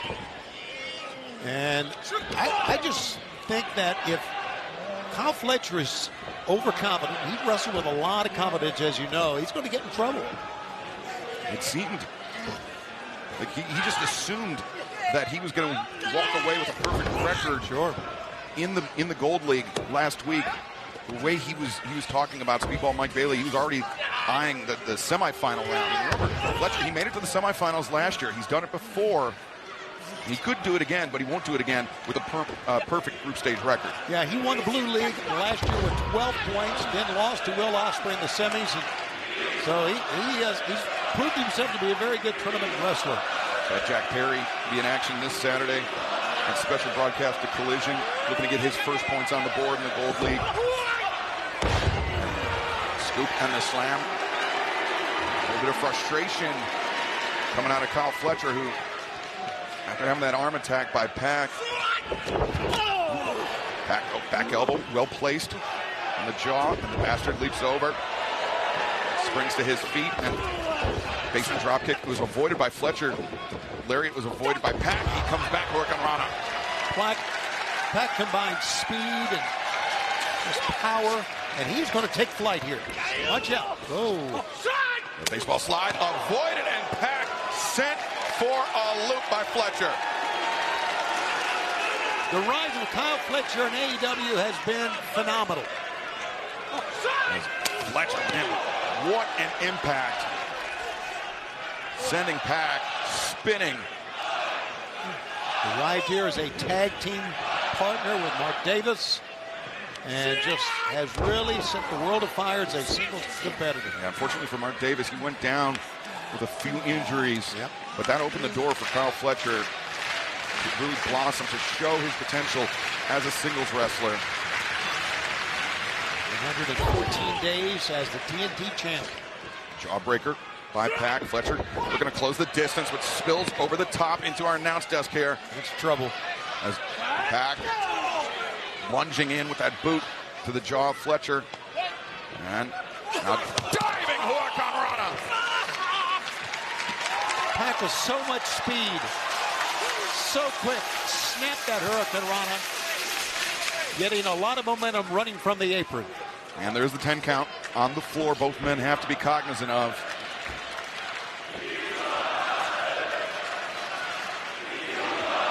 Manchester crowd cheering for the Newcastle native Pac. Pac, wasn't that distance, but walked right into that one, Tony. What a great crowd. You're right. Pac was listening to the crowd there a little bit too much, I think, Excalibur, and he paid for it. And he's angry about it, too. Look at that. Pac nimbly up to the top, and now Fletcher in his grasp, and the lance belly-to-belly suplex. This Gold League match in the 2025 Continental Classic continues. Throwing everything they had at one another, and now Pac getting the better of Fletcher. Those elbow strikes. Pac seated at 3 points in the tournament. He could tie Fletcher, he could tie Kazuchika Okada, he could tie Speedball Mike Bailey with a victory here. And German suplex. Fletcher rattled, and Pac on the move. Pac hits those ropes. Oh, Mexican driver. 1, 2, no. I was just amazed for a moment there how hard Pac hits the ropes, how much speed he gets, but then it turned it against him that time. Look at that. The speed, and the belly-to-belly suplex back to live action. Fletcher was charging in, and Pac anticipated and countered. Yeah, once again, just remarkable athletes pushing each other, coming up with something, improvising. Look at Fletcher just pulling himself up, best he can do right now. And this match, part of the group stage action in the Continental Classic, of course, 1 week from Saturday, World's End, live on pay-per-view on HBO Max. It will be the tournament semifinals and final round matchup in the Continental Classic. As Pac, the high boot in the corner, he's got Fletcher down. Pac is very dangerous from the top, Tony. Yeah, we're only 10 days away from that big night, but, well. Fletcher taking himself out of play. But perhaps not out of the range of the bastard Pac. Orihara moonsault. Fletcher turned the wrong way. He turned into Pac. If he'd have turned the other way, it may not have happened. Now Pac returns Fletcher to the ring. And Fletcher, you can see dazed, struggling to get up to his feet. The overhook, the Tiger suplex. 1, 2, go! A 2 count. As Fletcher, panicking, forced to kick out. It may do Fletcher good to just roll out of the ring for a second, get a second win if he can. See the toll on the face of Pac, and there you see our big week. 10 minutes have gone by. 10 minutes remaining. And we want to remind the fans, this is a 3-hour telecast here tonight. 3 hours. So much more great action to come. Special start time for Collision this Saturday, 2:30 p.m. Eastern, 11:30 a.m. Pacific. Coast to coast on TNT and HBO Max as Fletcher once again trying to take himself out of the range of Pac, but Pac charging in. Fletcher over the top, rolls through. Michinoku driver. Worked for Fletcher before, but not that time. Pac, reverse work on Rana. And the bastard building up speed, building up momentum, and coming. Oh, Fletcher! Now Fletcher. Liger bomb, center of the ring. 1, 2. No, Pac able to kick out. Twice the speed that Pac builds up, going right to left or north to south, whatever you want to say, worked against him. And Fletcher, great timing and anticipation there. And now regaining the advantage. Over half the 20-minute time limit has elapsed, so both competitors have to keep that in mind.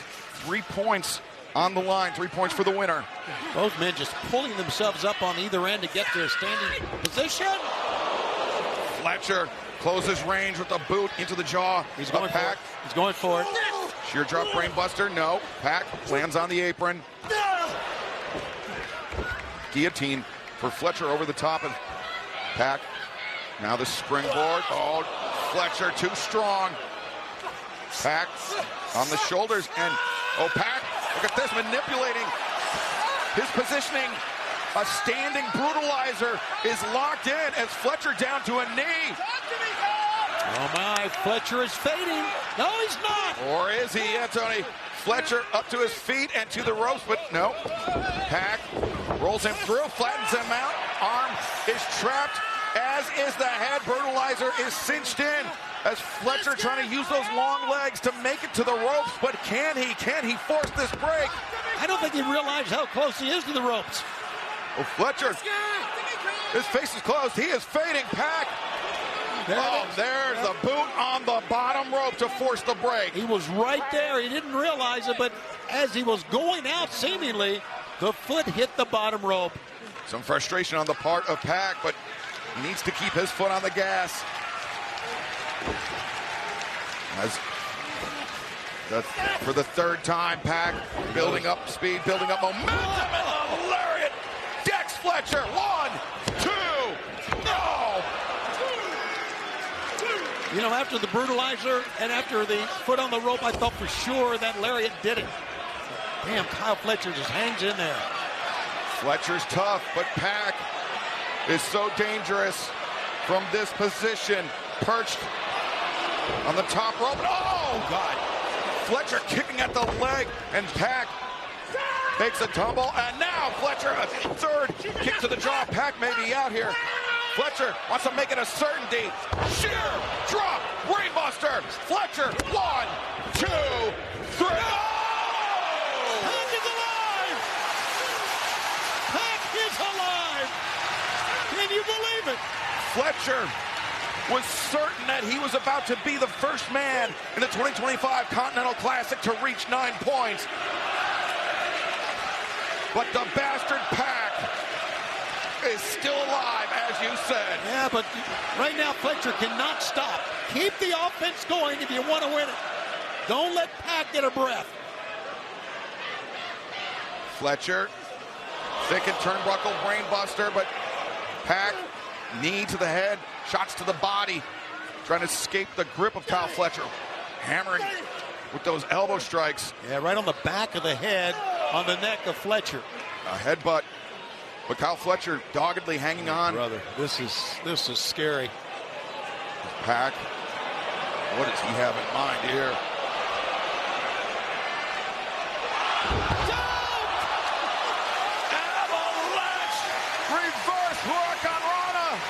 Oh, my. Fans are standing. The anticipation is palpable.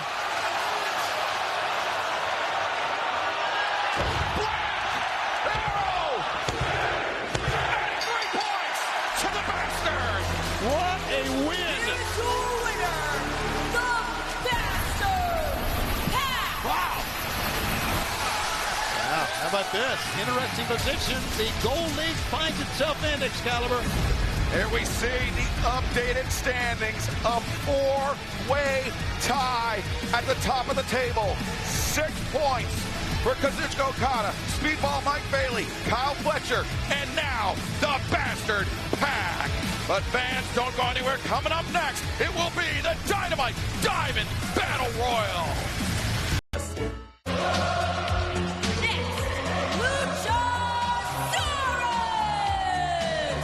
Luchasaurus making his way to the ring among other competitors.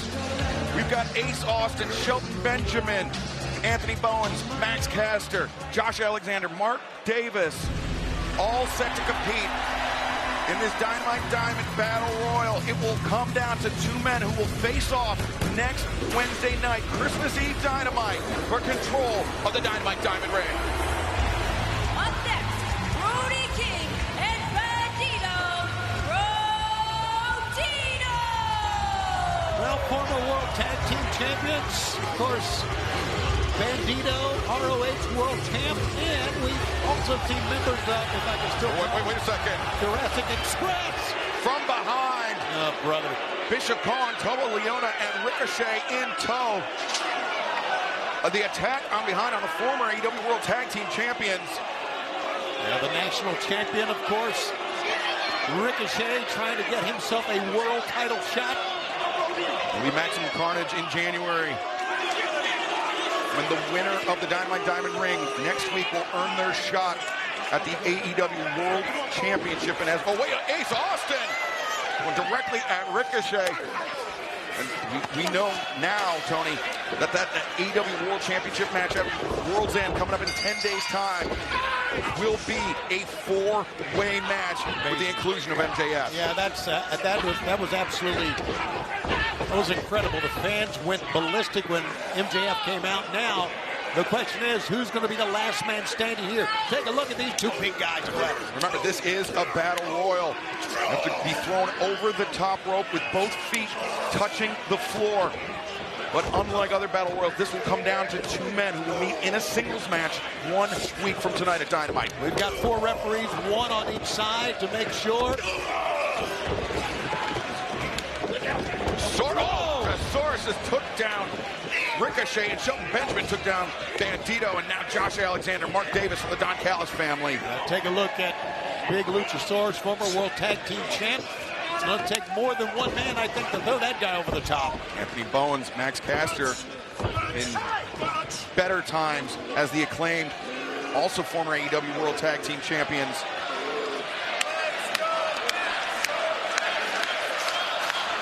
In the middle of a battle royal. Luchasaurus, he went under the bottom rope, so he's not eliminated. Thus far, no eliminations yet, as Bishop Khan into the boot of Bowens. Man, you got to admit that that chant by Max Caster kind of caught on, didn't it? Maybe a throwback to the Acclaimed days.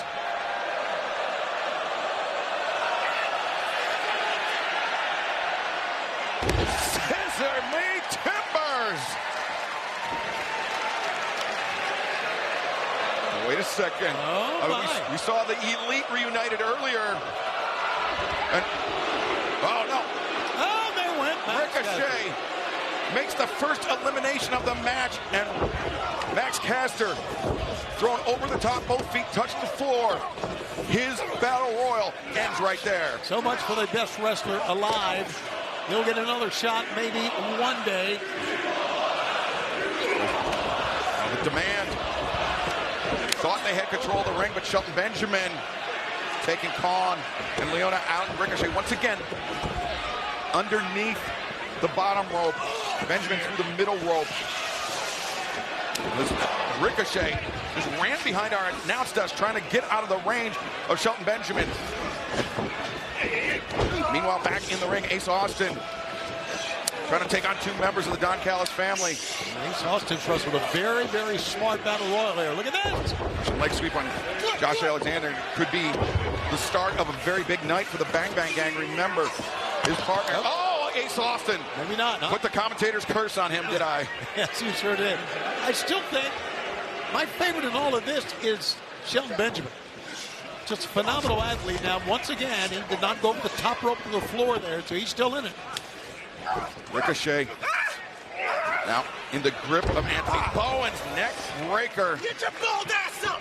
By Bowens, and Bowens trying to send Ricochet out. Ricochet, though, hangs on to the top rope. Bowens trying to knock him to the floor. This could eliminate Ricochet. Davis, low bridge, and Bowens eliminated as the Dynamite Diamond. Welcome back to Manchester, England, to this 3-hour broadcast here tonight on TBS and HBO Max. It is the Dynamite Diamond Battle Royal already. Anthony Bowens, Max Caster, and Ace Austin have been eliminated. This match will come down to two men, Tony, who will face off 1 week from tonight on Dynamite Christmas Eve. A lot of times in a Battle Royal, the bigger survive. Let's see if it's a big man or not. Got a lot of big men in there. Look at this. How about that power, Shelton Benjamin? Shelton Benjamin, Luchasaurus working in tandem. This Battle Royal featuring multiple former and current champions. Ricochet, the AEW National Champion, in the grip of Shelton Benjamin. And tag team champions working together. Luchasaurus and Shelton Benjamin.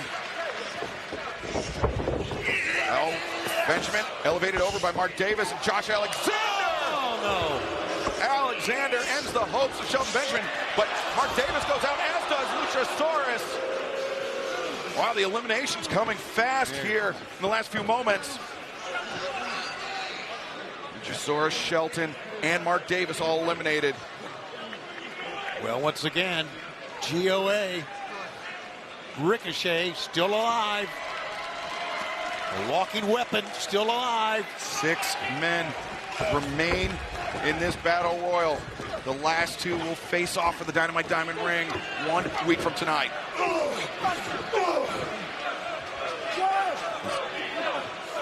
Toa Liona with Brody King isolated in the corner, calling on the other members of the Demand, Ricochet and Bishop Khan. On splash. Toa. And now Ricochet. Smart strategy to try to isolate the biggest remaining man in this match, Tony. Wow, look at Brody go. No finesse about Brody King. And Ricochet thought Bishop Khan, Toa Liona, had the advantage on. Brody King! Oh! Sending Ricochet into Leona, and now Josh Alexander slips free of the grip of Brody. Josh Alexander so dangerous with that ankle lock. But the submission hold, Tony, in this Battle Royal will have limited usefulness. The odds are against Brodito right now. I don't think there's any question. Alexander, well, wait a second! Just as you said that, Bandito and Brody working together to eliminate Josh Alexander. It was amazing. Over the top like that. Now, let's not forget, Brodito still has its back against the wall here.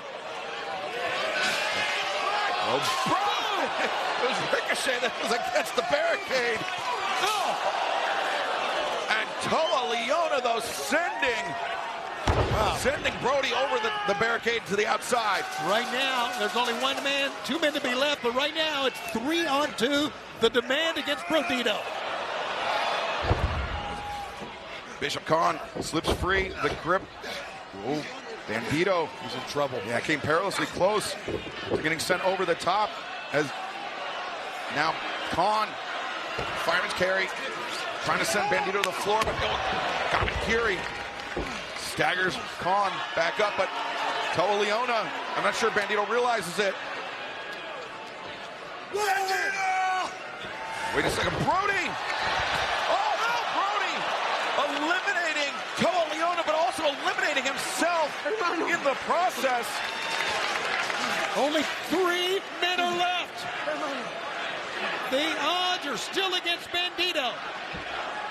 The deck stacked against one half the former AEW World Tag Team Champions, but Bishop Khan, the boot, and now powerbomb. No, Bandito bridging up, and there he goes, trying to drag Bishop Khan out, but Khan, the strength. A lot of strength in Bandito as well. Wait a second, Bandito turns things around behind Khan, and Bishop Khan. And that is it. The winners of this match and advancing to compete next week for the Dynamite Diamond Ring, the Ring of Honor World Champion Bandito and the AEW National Champion Ricochet. Battle of the Champions. Coming down to these two men, this Dynamite Diamond Battle Royal. Ricochet, Bandito, 1 week from tonight, Christmas Eve. Who will control the Dynamite Diamond Ring for 2026? Well, Bandito overcame the odds. It was basically a 3-on-1. He made it work. And Bandito, how about that? Brody King sacrificing himself, his chances to eliminate Toa Leona. Bandito, Ricochet, your winners. Bandito and Ricochet just moments ago. The last 2 men standing in the Dynamite Diamond Battle Royal.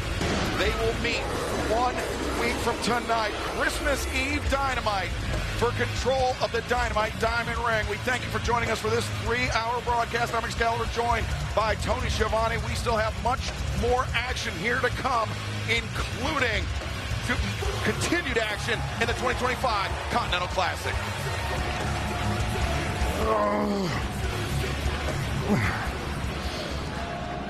I like the Continental Classic. It's simple. You step into the ring, under the lights, bring whatever you have, and everything gets laid bare. There's nowhere to hide.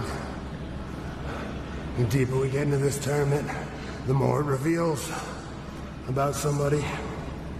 It's measured in guts and effort in the ring. That's what this is all supposed to be about from the beginning, man. I push people's buttons. I antagonize people. I pull them along when they don't want to be pulled. And it changes people. Some people react differently than others. Some people come on me harder. Some people become monsters like Kyle O'Reilly, who tries to pull my foot right off of my body. You got a Roderick Strong, better than he's ever been, 19 and a half minutes. 30 seconds away from being SOL in this tournament.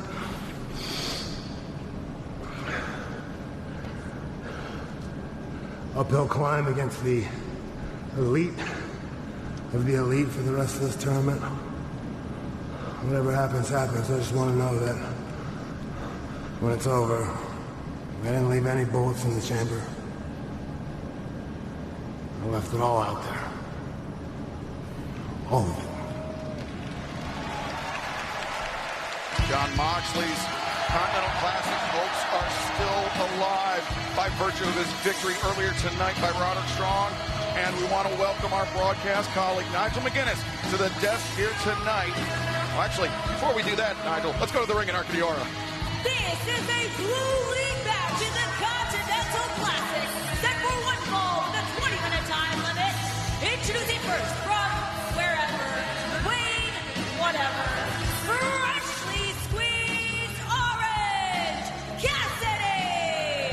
Tidings of the seasons to you, fella. Could not say a better match to be here for Orange Cassidy.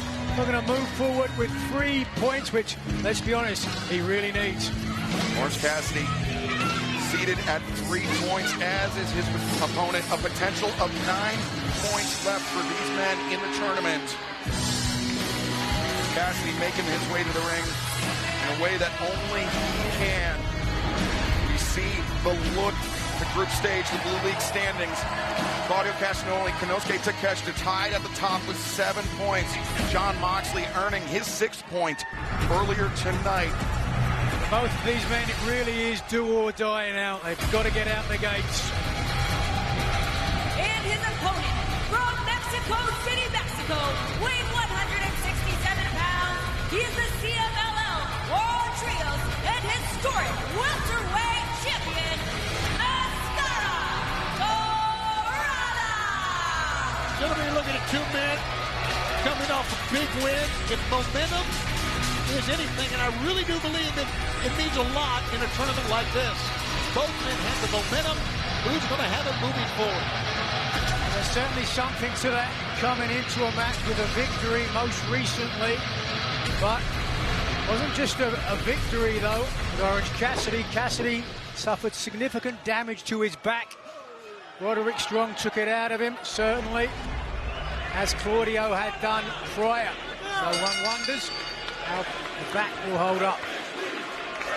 Orange Cassidy, Mascara Dorada, they were partners last night on that stocking stuffer edition of AEW Dark, but now facing off, 3 points on the line. Continental Classic, all matches under a unified rule set. It is 20-minute time limit. Everyone is banned from ringside. 3 points for the winner of the match. 0 points for the loser. In the event of a draw, both men will take 1 point each. It's not to cast any shade on Mascara Dorada, but I really think his win over Claudio was the big upset of the tournament. Thus far, I would have to imagine that is accurate, Tony. Dorada really surprising people. I mean, he's been turning heads in the United States with AEW for the better portion of this year, and what a way to cap off the year for him. This 24-year-old athlete from Mexico City, if he were to make it to the semifinals, make it out of the group stage, the semifinals at a Continental Classic coming up at World's End in just 10 days' time. It would be big for this young, scintillating performer. Is really a new generation in Lucha Libre. A lot of people talking, creative and innovative, but thus far, more of a technical match between these two. Tony, are you at all surprised at how this match is coming out of the gates? Yeah, I'm shocked, actually. I thought it would be a lot more bump and run, if you will, high flying. But look at this. Dorada breaks through the grip, sweeps the leg, brings Orange Cassidy down, and there you see the bottom of your screen. Semifinals, the 2025 Continental Classic, and the championship final will take place 1 week from Saturday. World's End live on cover here too. World's End live on pay-per-view on HBO Max as Orange Cassidy escapes the pinning predicament. And he's made a career out of apathy. Orange Cassidy certainly looks perturbed here. Dorada seems to have got the better of him when it comes to any kind of technical exchanges. I think if anything else, Orange Cassidy is surprised. He didn't expect this. He had to. Because he's seen Mascara Dorada compete. He was with him last night on a tag team. They're in a trio. He knows what Mascara Dorada is capable of. The sweep of the leg. Dorada taken down by Orange Cassidy. And both men separate as this match in the Continental Classic continues. Don't go anywhere. Welcome back to this 3-hour broadcast. We are in the midst of a Blue League battle. The 2025 Continental Classic. Mascara Dorada, Orange Cassidy, both men with 3 points. They would love to tie Jon Moxley in second place with 6. As Orange Cassidy takes Dorada down. Now Dorada, though, very nimble, back to his feet. And Nigel, Orange Cassidy has seemed flummoxed by Mascara Dorada throughout this match. Yeah, every step of the way. But wait a second. Whoa! Orange Cassidy, who gets strength from putting his hands in his pockets. Dorada saw that coming. Dorada. Quickly. Whoa, look at that. Escalera. And then off the ropes. Arm drag. Smooth, fluid offense from Dorada. And, oh, wait a second. Cassidy. How about that? Soul Food, and now climbing to the top, Orange Cassidy. Thinking better of it? No, maybe not. Testing the water. That's what he's doing. I got it, guys. Nice and warm. Good for a swim. And a hand in the pocket. Oh, Dorada, though, shook the balance of Orange Cassidy. Cassidy now, both hands in the pockets. Dorada leapfrogs up and over. Cassidy splits the uprights. Bibasso, and now Orange Cassidy, arm drag. The hands in the pockets of the drop kick sends Dorada to the floor, crashing into our desk.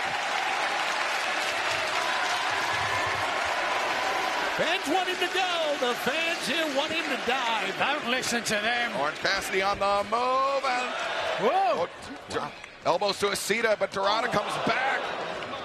How about that roadblock by Dorada? Incoming! Dorada, the tope, and Orange Cassidy into our desk. Almost knocked down the Continental Belt. Watch out. And the tilt-a-whirl backbreaker on the injured spine of Orange Cassidy. Disaster for Cassidy. And Dorada, the shooting star press off the apron. This kid is only 4 years in the wrestling business. Is that amazing what he can do? Rapid ascension. And the young man has the talent, the motivation, and the agility. And Mascara Dorada, he can move up the ranks quickly. And this fantastic crowd joining us tonight in Manchester. We're sold out here at the Co-op. Wait a second, Dorada, the cover. The crossbody very nearly moved Mascara Dorada up to tie for second place in the Blue League of the Continental Classic. This crowd, I was going to say, having a tough time choosing between Orange Cassidy and Mascara Dorada. The back gave weight, yeah. The beach break, but Orange Cassidy, the back, preventing him. And Dorada power slam, once again targeting the spine, Nigel. Right on point, here's the cover. Cover made, near leg was hooked. And the kick out, you see the bottom of your screen, the standings. Konosuke Takeshita, Claudio Castagnoli, by virtue of their draw this past Saturday at Collision in a fantastic battle. They sit tied atop the Blue League table with 7 points. Orange Cassidy, sunset flip. Dorada rolls through to his feet, returns Cassidy to his, and now Dorada. The lift, and Orange Cassidy slipped free. Dorada tried to hang on to the leg, couldn't get it, but Cassidy comes through. No, not the DDT. Dorada posted. He based himself, and he avoided the DDT now.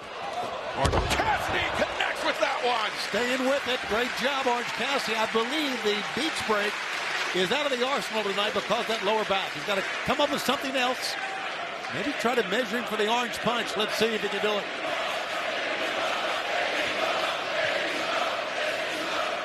This sellout crowd here in Manchester enjoying the action in the Continental Classic. Cassidy, though, wants to put an end to this match. Have gone by. 10 minutes remaining. Orange punch, blocked, and Zigiri staggers Cassidy. And Dorada. Now, oh! God, what a backbreaker. Using both knees. And Orange Cassidy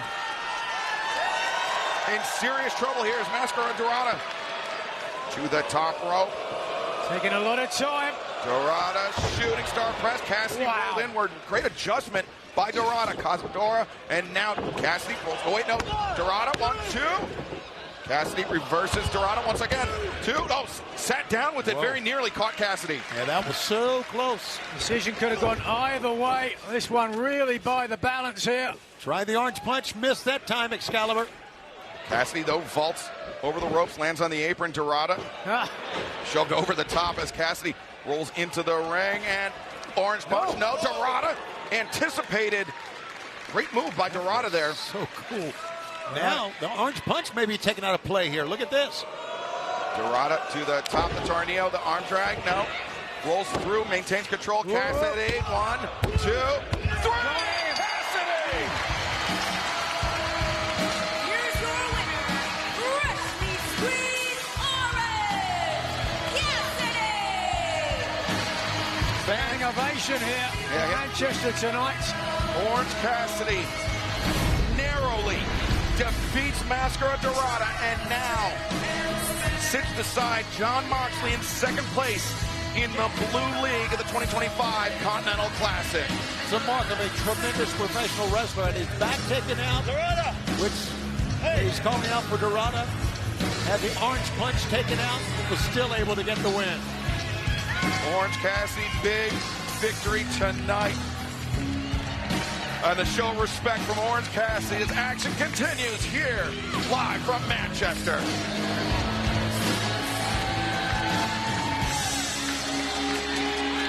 Athena, Mercedes, Moné, congratulations on your victory tonight. You ladies worked well. But does this win avenge your loss in that tag title tournament? Avenge our loss? What type of question is that? Hey, be nice to the minion, girl. Be nice to the minion. No, you should be asking, how does it feel to pin one half of the tag team champions? You know, it felt great, Lexi. Thanks for asking. You know, Willow and I, we have a lot of history together. And so do I. I have beaten Willow time and time again. But you know what's even better? I have a great idea. What's that? World's End is around the corner, and the way I'm seeing it is Mercedes Moné and the forever ROH champion Athena versus those Hussies of Wrath for the AEW Women's World Tag Team Championship. I love the sound of that.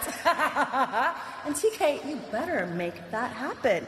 You know what? Since we are, giving out challenges, how about I give out an opportunity to a nice little local here in Manchester for Collision on Saturday.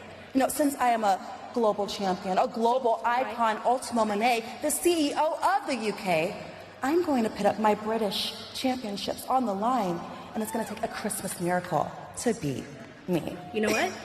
As long as you lock in at World's End, I don't care what you do. Lock in, girl. I am John Adults Moné. Who the hell?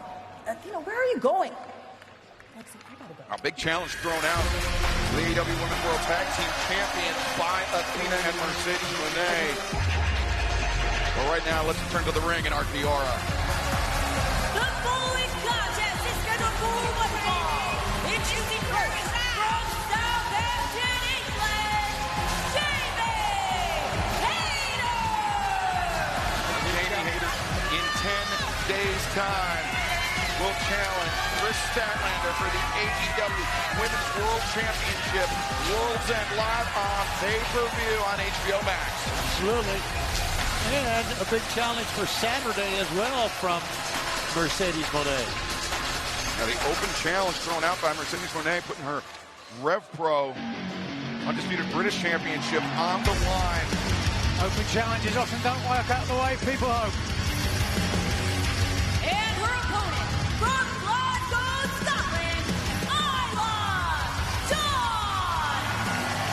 Isla Dawn competed inside the AEW ring on a few occasions. Most recently, last night, Stopper edition of AEW Dark, but it was a tough draw for her, Nigel. Faced up with the problem, Marina Shafir. And Marina Shafir certainly took it to Isla Dawn, who at time has been known as the White Witch. Has put her spell on a lot of opponents, a very capable competitor, but to your point, Shafir choked her out with mother's milk. And certainly Dawn will be looking for a better result here tonight, but against Jamie Hayter, former AEW Women's Champion, it'll be a tough night. Crashing like you've hit a wall after your energy drink? Break through with iDrink, the clean, crash-free productivity drink that enhances focus and stamina without caffeine or stimulants. Order now at iDrink.com or Amazon. Enter AEW 15 off for 15% off. These two ladies both here from the UK, very, very, very fired up about being in Manchester here. Big moment if Isla Dawn can get this win over Jamie Hayter. Yeah, kind of meet in the middle here in Manchester. Jamie from Southampton and Isla Dawn from Glasgow, Scotland. As a reversal and bypass, turning Isla around and coming in the high boot. Jamie Hayter got to stay focused. Last week on Collision, rather, she and Statlander put down the challenge of the Sisters of Sin, and then afterwards, Statlander made good on the promise to set up a match for the title. Isla Dawn, sliding drop kick sends Hayter reeling. Look at Jamie Hayter try to get back in the ring. Didn't make it. Isla Dawn with the upper hand. Jamie Hayter fighting from behind as this match continues.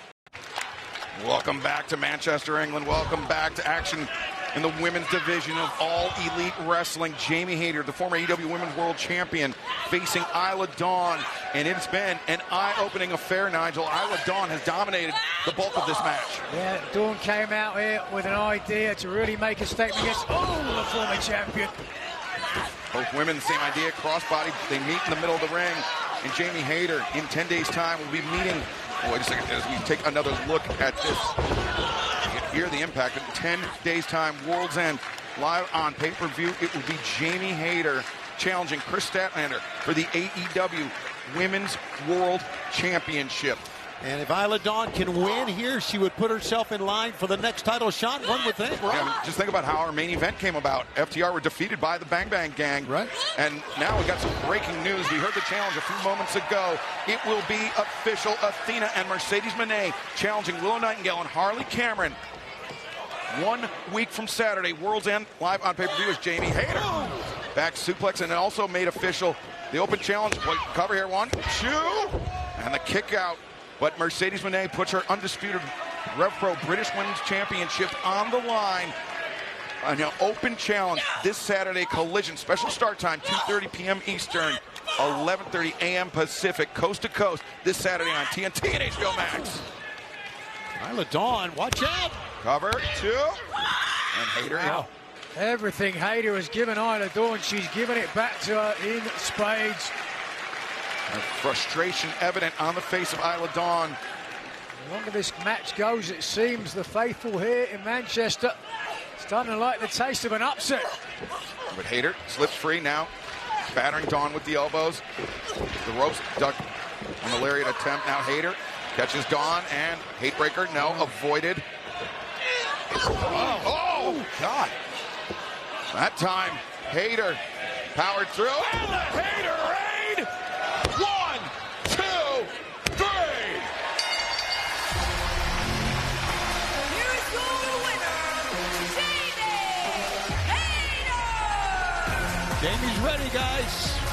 When you have a weapon like that in your arsenal, a match can end in the blink of an eye. All Jamie Hayter needs at World's End is a chance to land that Haterade. And we could see an end to Chris Statlander's reign as AEW Women's World Champion and the coronation of Jamie Hayter for a second time. Nice handshake there. Love. Good Jamie Hayter between two of every one of those 3 seconds. And, oh, wait, the Sisters of Sin, Sky Blue, Julia Hart attacking Hayter from behind, and in comes the Toxic Spider Tekla as well. Just talking about the great sportsmanship between two of Great Britain's best, but throw that out the window. Oh, here we go. Jamie Hayter getting punished by Sky Blue and Julia Hart, and now Tekla taken off her belt. Oh, God. After the double gourd buster. Lashing Hayter with the leather and a gut across the spine. Oh, wait a second. It is Chris Statlander, the AEW Women's Champion. The Women's Champion coming to the ring and taking out, or attempting to take out the Sisters of Sin, attempting to save the woman she will face in 10 days' time. But Statlander, raw power. They were looking for some payback this past Saturday. The Sisters of Sin, of course, went against Statlander and Hayter. Look at this power. And now, tombstone pile driver by the Women's World Champion. Statlander, she's not done. Yep. On the attack on Julia Hart. Wait a second, what is this? An inadvertent Haterade. Misdirection. But Hayter doesn't seem too broken up about it. And she shouldn't. Well, not was it in an the accident? least. A seemingly, I should correct myself, Nigel, a seemingly inadvertent Haterade. There is no seeming about Hayter's intention when it comes to the AEW Women's title. She has worn the gold before. She wants to win it again. And at World's End, she's one Haterade from doing just that. 10 days away, Jamie Hayter, Chris Statlander one-on-one for the AEW Women's World Championship. But coming up next, our main event, FTR with the AEW World Tag Team Championship on the line against the Bang Bang Gang. The AEW World Tag Team Championship be on the line in our main event here tonight from Manchester.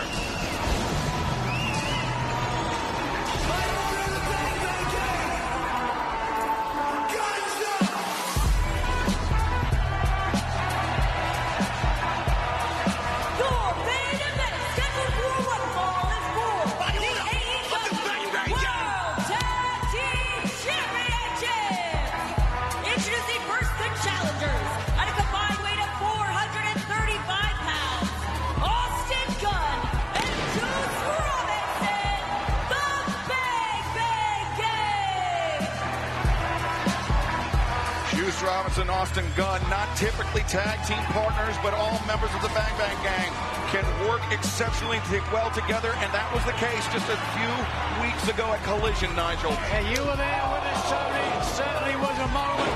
FTR gave the Bang Bang Gang absolutely everything, but then when FTR got the upper hand, bang, the right hand, slamming down Dax, and a huge upset with a victory over the then 10-time World Tag Team Champions when they became AEW World Tag Team Champions for the third time. The Bang Bang Gang were more than ready to take that opportunity.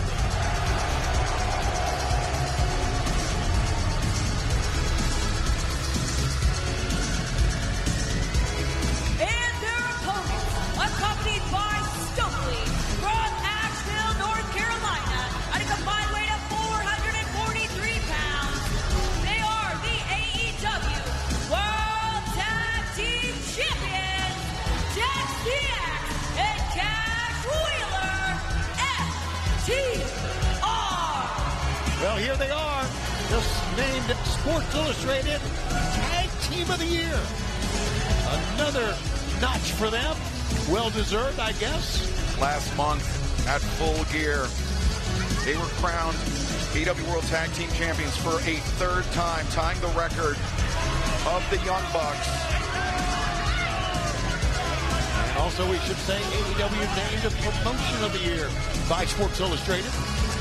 What a year it has been for All Elite Wrestling. It certainly has been, and we still have a lot left in the tank for 2025 before heading into the new year. We're going to be in Dallas almost every weekend, and also Oklahoma. Wow. Tag team titles on the line here tonight. I'm sure Big Stoke would like to take some credit for some of those awards. What I want to know is how much more weight does he have to lose so he can finally take off that sauna suit? He's been wearing it for 18 months. Well, Stokely, I mean, he can take a bit of credit for FTR's victories. He has played an outsized role since becoming their management. We've seen him use the powder in the face of the FTR's opponents, pulling the leg, doing any. Oh. Well, we do things a little differently here in Manchester. Boy, did they ever. All right, here we go.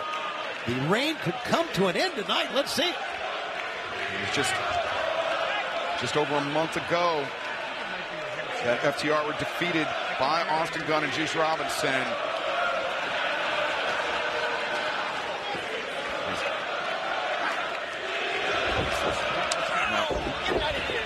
Cash Wheeler behind, mocking spank to Austin Gunn.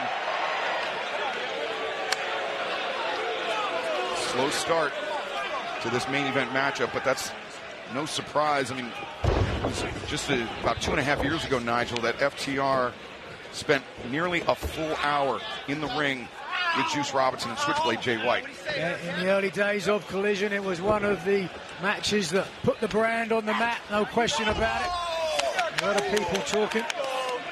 You know, the caliber of FTR. And I'm surprised after that performance it took them that long to wear tag team title gold again. Austin Gunn sent to the ropes, leapfrog by Cash Wheeler. And big shoulder tackle by Austin, though. Great explosion off the ropes by Austin, man. Learning how to hit the ropes, Nigel, as you know, man, it's not easy to do, but Austin really got some momentum that time. Yeah, this young man, he's like the Energizer Bunny. Full of energy. Hold on a second. No tag able to be made there. That's out of the corner, though. Doesn't have his hand on the tag rope, so won't be allowed anyway.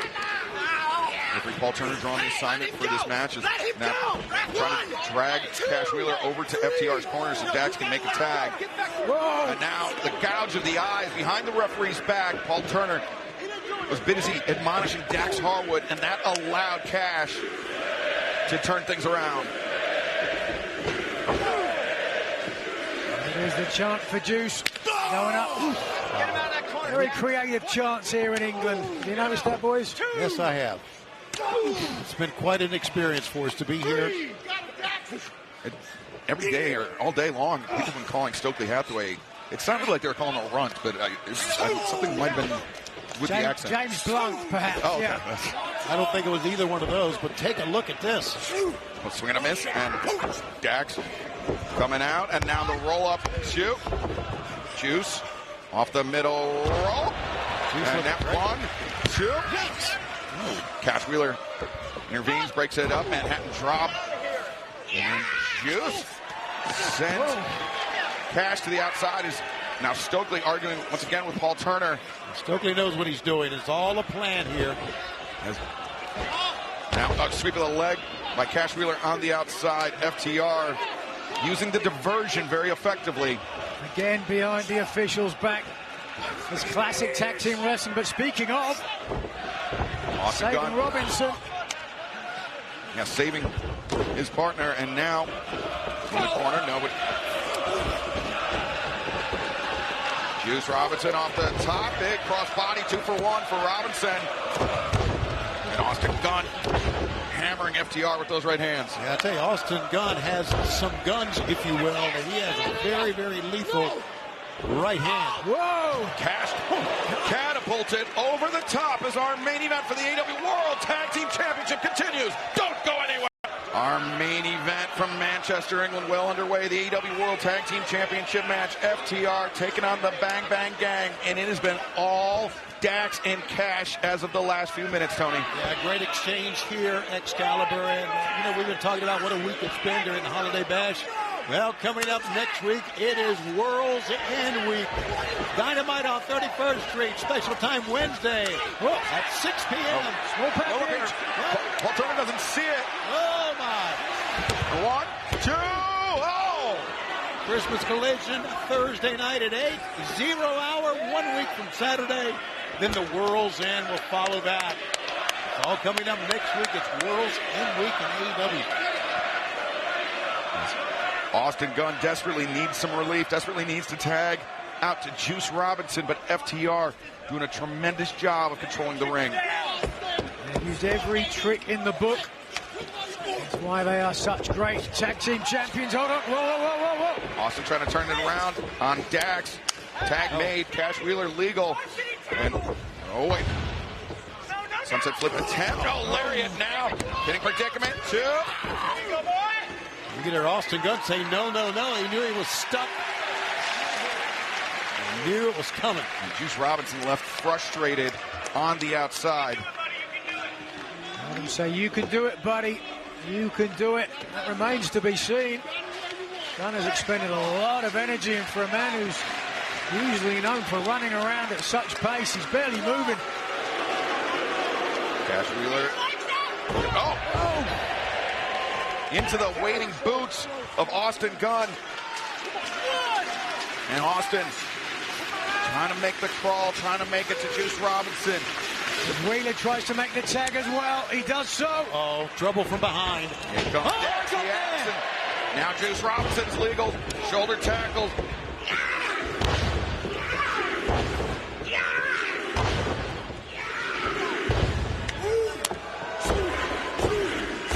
Love these jabs by Juice. He is rocking both heads here.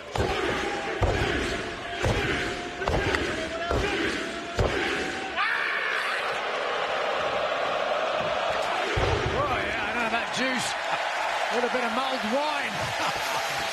Very good. Juice Robinson spine buster on Cash Wheeler. Dax swing and a miss. And now Juice spine buster right in the middle of the ring. 1, 2. Oh.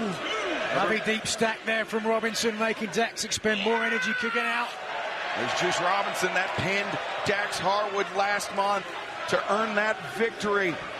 Can he do it again? He was just looking for the same move, but Wheeler, one step ahead, he realized did not want to let that get out the gun. Yeah, once again, they are so crafty as tag team champs, as a tag team. They're going for it. Oh, yes. Off the gun. The tackle, the roll up. It's in tight. 1, 2. Oh! A photo finish there. Or very nearly as Dax Harwood kicking out. What? He's got something in his hand. Stokely's panicking here, guys. Oh. Juice catching a hand of Stokely and there's that powder. We've seen him employed before, but now this could be it. New champion. So close. Oh my. Oh, look at this. That look on the face of Juice Robinson, a wry smile for a second. He realized how close he had the champions to being beat. I think Dax knows it as well. Juice Robinson with both Stokely and Cash Wheeler on the floor. Perhaps the path is clear for him to pin Dax Harwood once again for the Bang Bang Gang to become the 19th AEW World Tag Team Champions. But it's biting away at the bridge of the nose. And oh, wow. Austin got that energy back quick. Austin Gunn, he and his brother Colton are former AEW World Tag Team Champions. Will he and Juice Robinson be the next champions? Superplex. Can he hit the splash? He does. Juice hits the splash. 1, 2. Oh, Cash hits the splash, but on the wrong man. Oh, the famouser. And now Juice Robinson covers. 1, 2. Oh, yeah, Dax, the late escape. Oh, my God. Twice in a row, Dax barely got out of it. Juice is getting frustrated, as you can see. But he's got to get beyond that. Because the Bang Bang Gang, 2 occasions, a hair's breadth of becoming the new AEW World Tag Team Champions. Oh, look on the outside. On the outside, Austin Gunn charging. Oh, jeez. Charging at Cash Wheeler, but Cash ducking out of the way. And now Juice is loose. No. Dax. Oh, sends Juice shoulder first to the ring post. And there's nobody in the corner for Juice Robinson to tag out to. Well, the communication was made. Here we go. In the name of the Father, the Son, and the holy Austin Gunn. Austin Gunn. Oh! Off night at the office for Cash Wheeler as the batter machine, nobody home. And now Juice.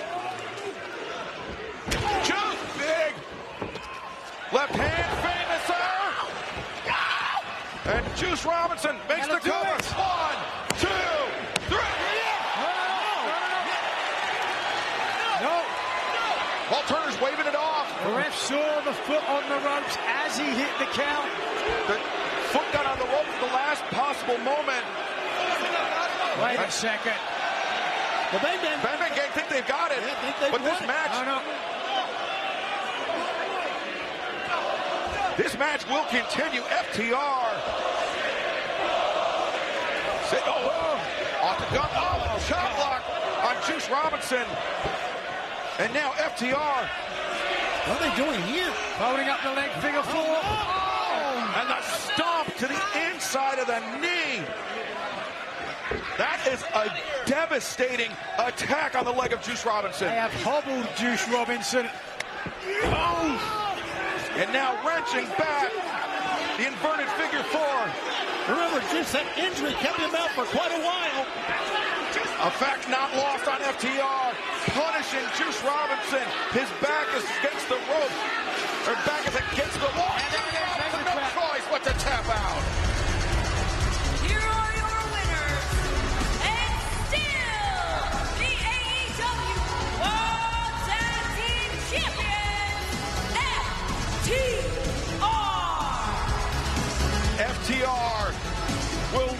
England with the AEW World Tag Team Championship. But they just barely escaped Juice Robinson and Austin Gunn. We thank you for joining us for this 3-hour broadcast. We will see you this Saturday. Special start time, 2:30 p.m. Eastern, 11:30 a.m. Pacific for